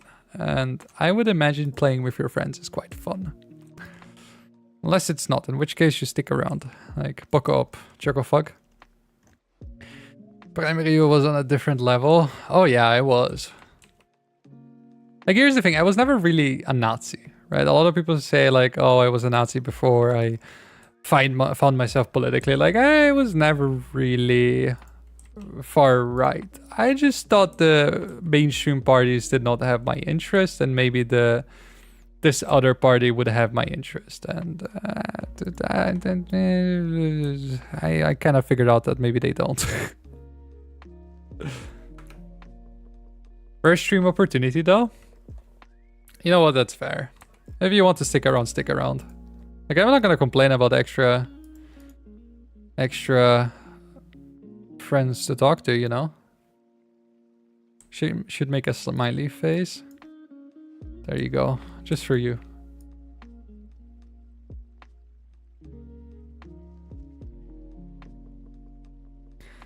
Okay. I mean, that's kind of how the floodlands would look like.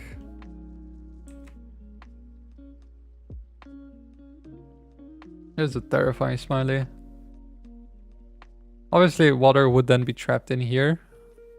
A little bit better. Maybe I do something that forces the water to go this way. We'll see.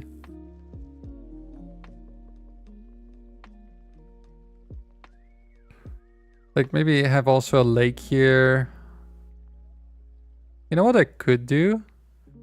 I could keep the river alive here.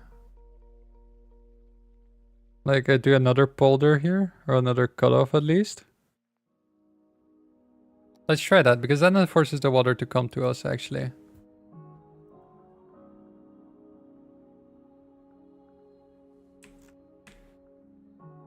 I'm also starting to realize it's late. That's why I'm spilling so much garbage. I was like, why the fuck am I talking about voting for the AFD?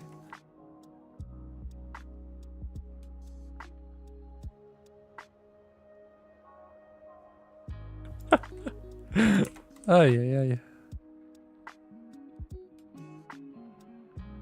Okay, like make a canal out of it. This looks like terrible right now, but that's okay. I can rethink that in a little bit.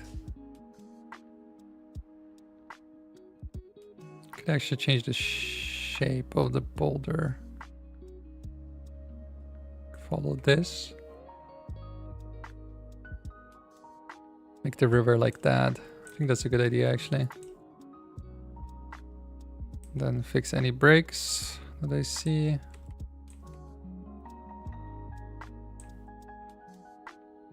Break here.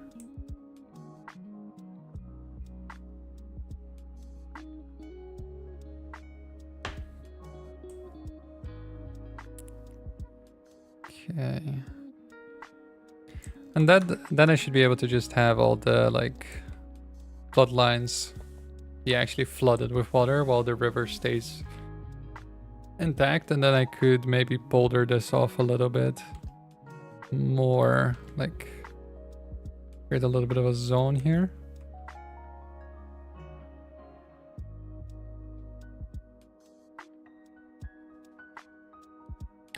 And then move this area.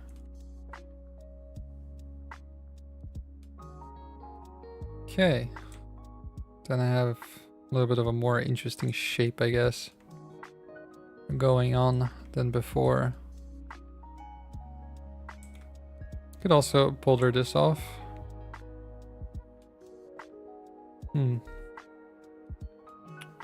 Let's keep it like this for now.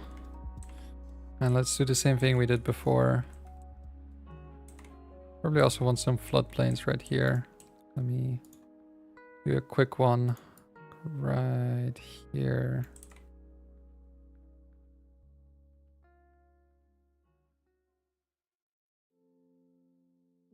Then let's do this.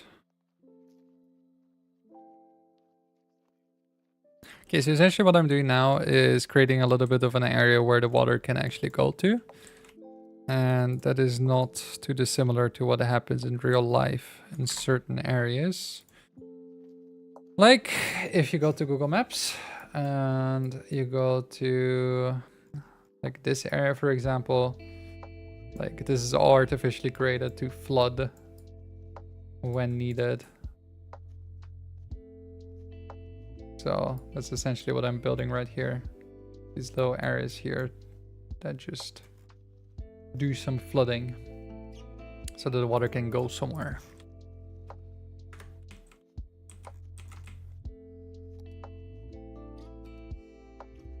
Oh, that's not what I wanted to do. Recently started playing The Division. The first or the second one?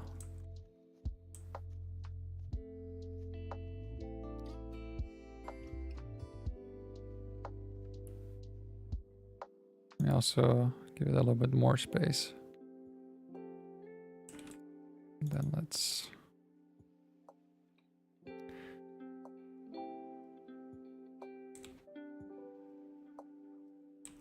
probably need a little bit of a stronger brush size. Just moving this out. Okay, good. Okay.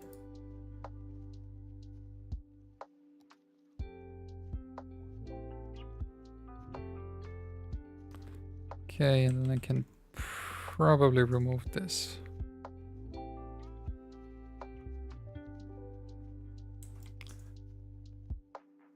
I have both but the first. Okay. I hear the first is much better than the second one. Like, The Division 2 allegedly was a terrible flop. But I don't know too much about that. But it's kind of the thing, right? If you think about Watch Dogs. Like, I remember Watch Dogs being a huge thing when I was younger. And then the second came out and it was just terrible and people fucking hated it.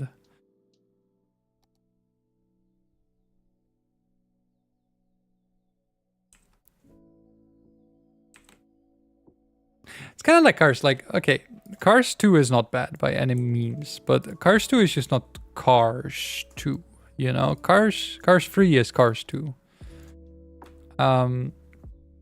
It's always weird when like the second game is just different or worse in some ways than the first one. But that happens so often. Like Steel Division, it's a very niche game, but Steel Division like 44, which was the first one, felt so much better than Steel Division 2. And I'm still kind of mad that they fucked the game up. Watch Dogs 2 is one of my favorite games of all time. I like it more than Watch Dogs 1. Okay. Maybe I'm wrong. I didn't play any of them. Like, I'm not gonna hold any strong opinions over that. Nope. That's not what I wanted. It's just from what I heard, people preferred the other Watch Dog a lot. I'd actually have it wrong in my head.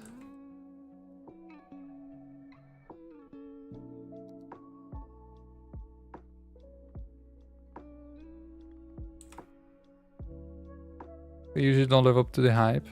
I mean, yeah, you also have the factor that like people expect a lot of changes from a game and then it just never delivers on those changes, right?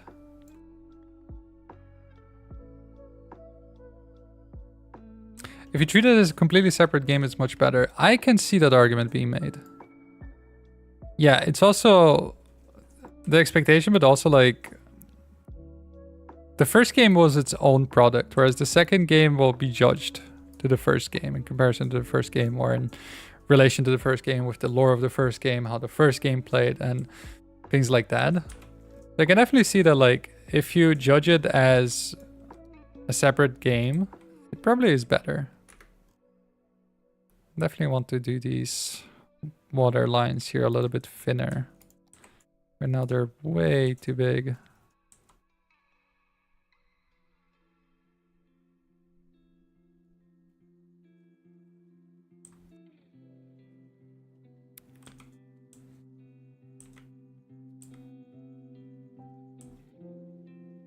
Maybe I'm thinking about Watch Dogs Legion actually. That might be what I'm thinking about.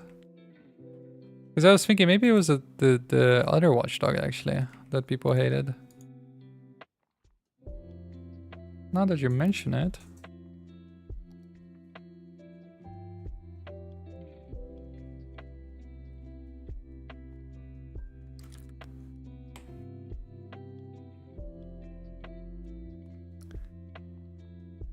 Tripang 2 to Tripang... Tripang 2 was much better than Tripang 1. What you're saying. Can I think of a game where the second was just so much better? I mean, Battlefield comes to mind. Battlefield 2 was peak. Like, even it's just insane to me that Battlefield 2 is still played to this day.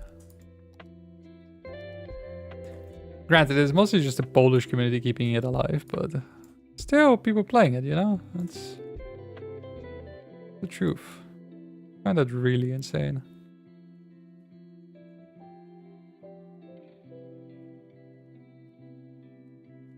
But I loved Battlefield 2. Like, Battlefield 2... Oh my god. So, when I was a child, I did not have access to the internet. Like, I'm 25. When I was a child, there was already an internet to use. I just wasn't allowed to use it. And so... Or play online games for that matter, or anything like that. So I had to play everything in single player. And I had to play Battlefield 2 in single player, and I had to play like this demo or something that I found. And so I had to play the same game over and over again on the same map against AI. And honestly, I would not trade that for anything in this world. Like, genuinely the best experience I had in my life gaming was Battlefield 2. Boop. Battlefield 2. In, what's the name of the map again? I was little, I did not know any English. Like, I did not know the name of the map, but it was it this map? No, it's also not this map. Probably easier if I Google for maps. It's the one with the carrier. This one. Ah, Reddit. Fuck off. This one, honestly, I played this map so many times. Over and over and over again. Just an insane amount. Yeah, the golf map. An insane amount of times. Like with all the variants as well. Like I got so good at flying the Black Hawk that when Battlefield 4 came out and I was actually able to play it, I was the best Black Hawk pilot. I would just fly the Black Hawk all day long and just get everyone fucking kills everywhere. I was so good at it. Like, oh my god. Whew. I miss those days. Honestly, playing against the bots was not even that bad. It was fun. Whew.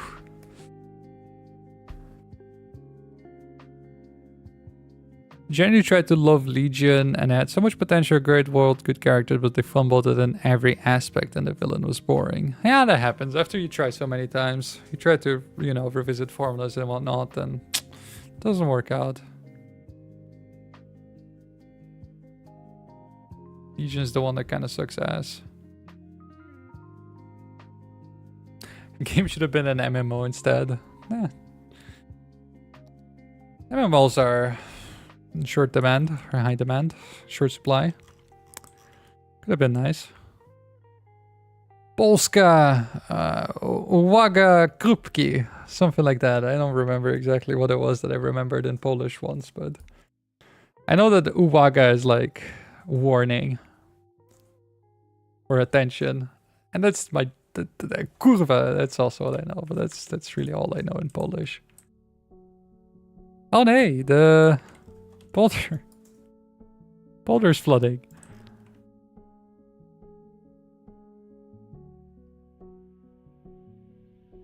We have to revisit that at some point.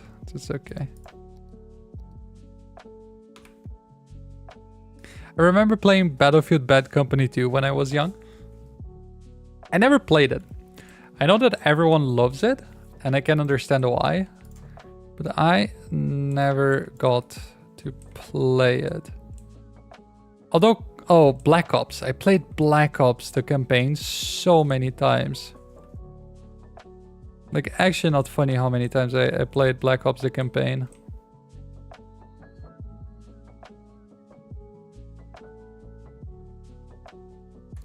Okay, I guess it's decided that the train station will be on the edge of the polder. I can live with that. Black Ops 1, so good. Like, I had an Xbox. I got an Xbox at some point after a lot of haggling. And I got Black Ops with it, but I didn't have Microsoft Live. Again, I could not really play things online. And so I played the campaign of Black Ops so many times. Like, I don't know how many times I've killed Castro at this point. Like, I'm actually scared. I might have tried more times than a CA. Just genuinely.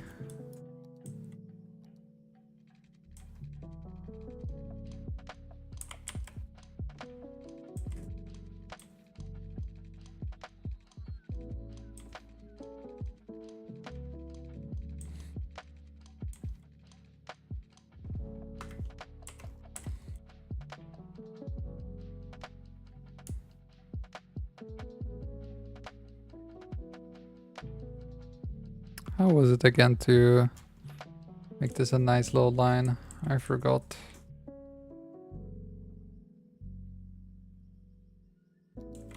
this maybe?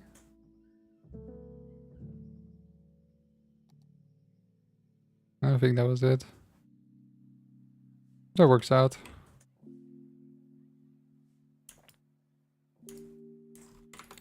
Actually, I don't mind it too much. This is straight enough as it needs to be.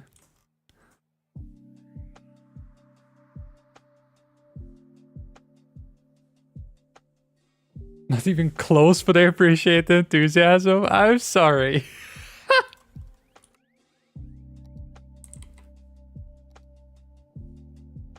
I'm sorry for butchering your language.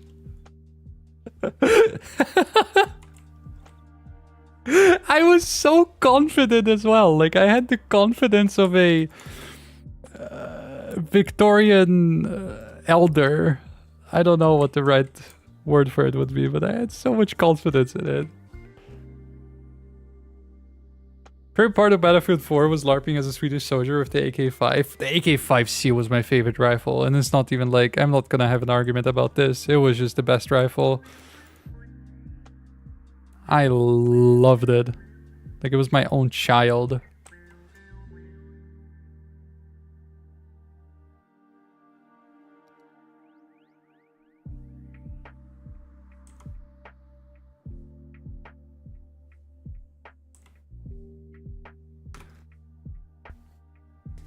Never got to play Black Ops games, but I did the Call of Duty Modern Warfare series. First Black Ops was Black Ops 3, which was very fun, to be honest. I have not played any Black Ops besides Black Ops 1, to be fair. Modern Warfare 2019 was on sale some time ago for €5. Oh, I have that one. Ah, god damn it. I would have tried to get it. Like, even if not right now, even if it's not sale on sale. Whoa, hello, I cannot speak anymore. Even though it's not on sale right now, usually there's like people that resell the keys, and I always am very careful about this because I don't want to buy anything from a stolen credit card or anything like that because it's very bad for the developers.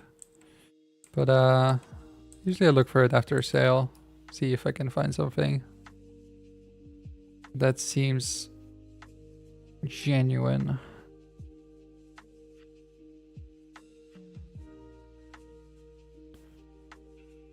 Sometimes I can't speak it either. Ah.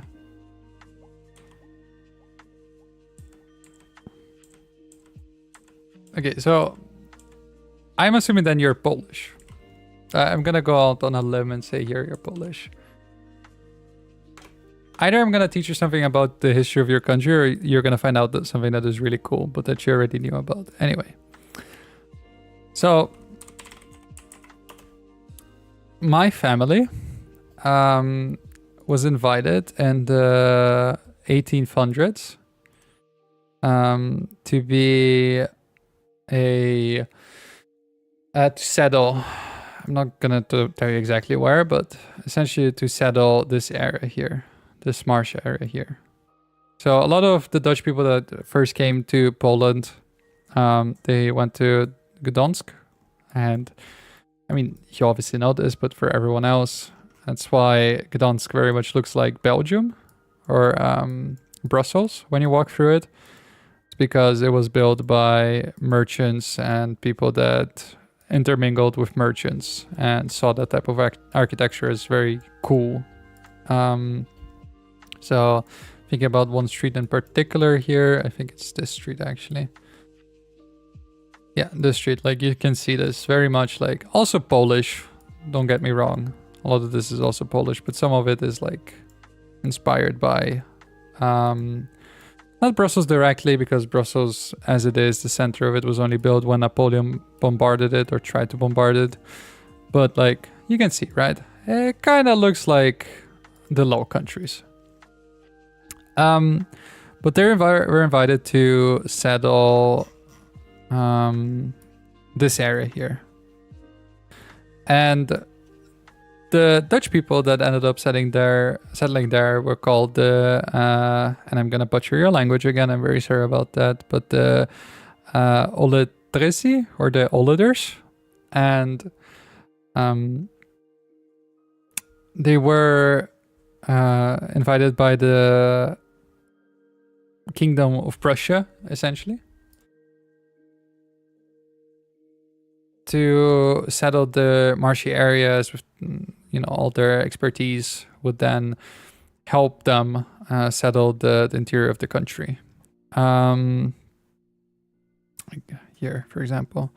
And you still have a lot of remains of like the Dutch population in Poland and things like that. And I mean, I'm by no expert. I am I am actually having a stroke. Hello. I'm by no means an expert on this. There we go.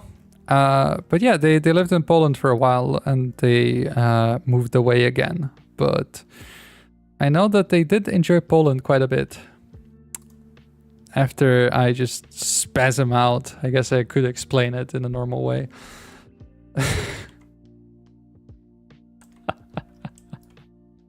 By God, what's wrong with me?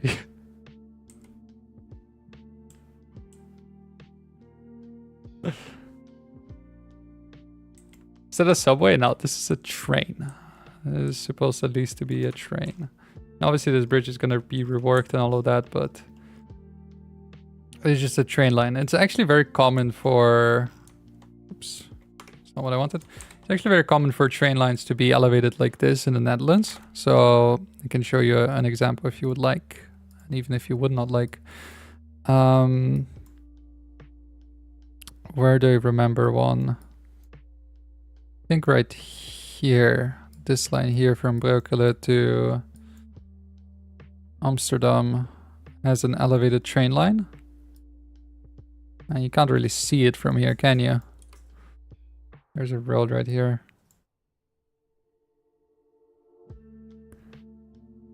Oh, I guess it's not very that visible. Kind of disappointed by that, but like you can see it here, right? It's elevated and whatnot. And especially when it's going through these marshy areas. A lot of the times the train lines are elevated. Oh, this is a good example of it. Yeah, the train lines are elevated above the normal, you know, height, so that it does not get affected by flooding and whatnot. Sometimes it's also for noise, but yeah, like it's always a little bit more elevated. So that's also the idea here, right? You have all these areas here with flood fields.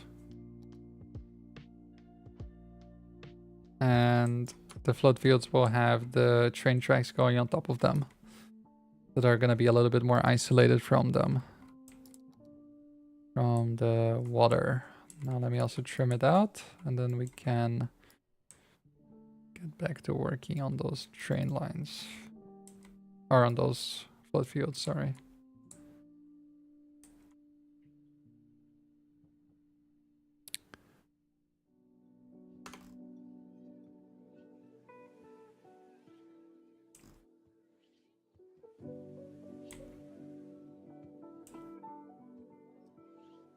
Okay, yeah, that's perfect. Then eventually I can also just settle where I want my train station to be. It probably will be an elevated train station. If I think about it, let me just randomly put this here. It's not going to be the definitive place for it, but definitely not going to be Amsterdam Centraal. That's not going to be the case. Also not going to be an underground one. Well, since it's a new city, maybe something like this could work. It's also the right height.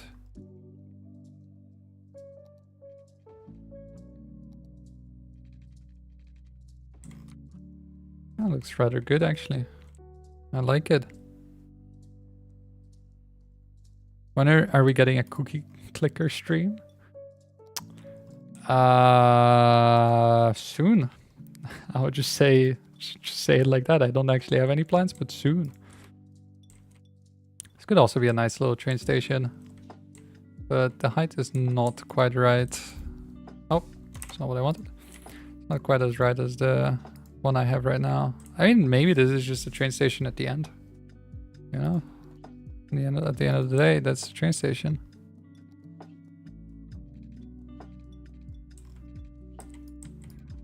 Huh.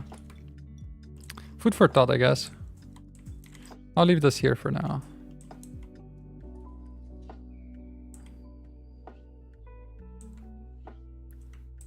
I will also do a better job at, you know, getting that all kind of even, because right now it looks a little bit silly. But I'm sorry to see it, you know? Obviously the Polder right now is still submerged, but that's okay. I will go away eventually, and then I just keep working on these until I have this area here covered just with floodplains. Then I go to this area right here, make sure that the river continues. I have my floodplain here just in case I need it.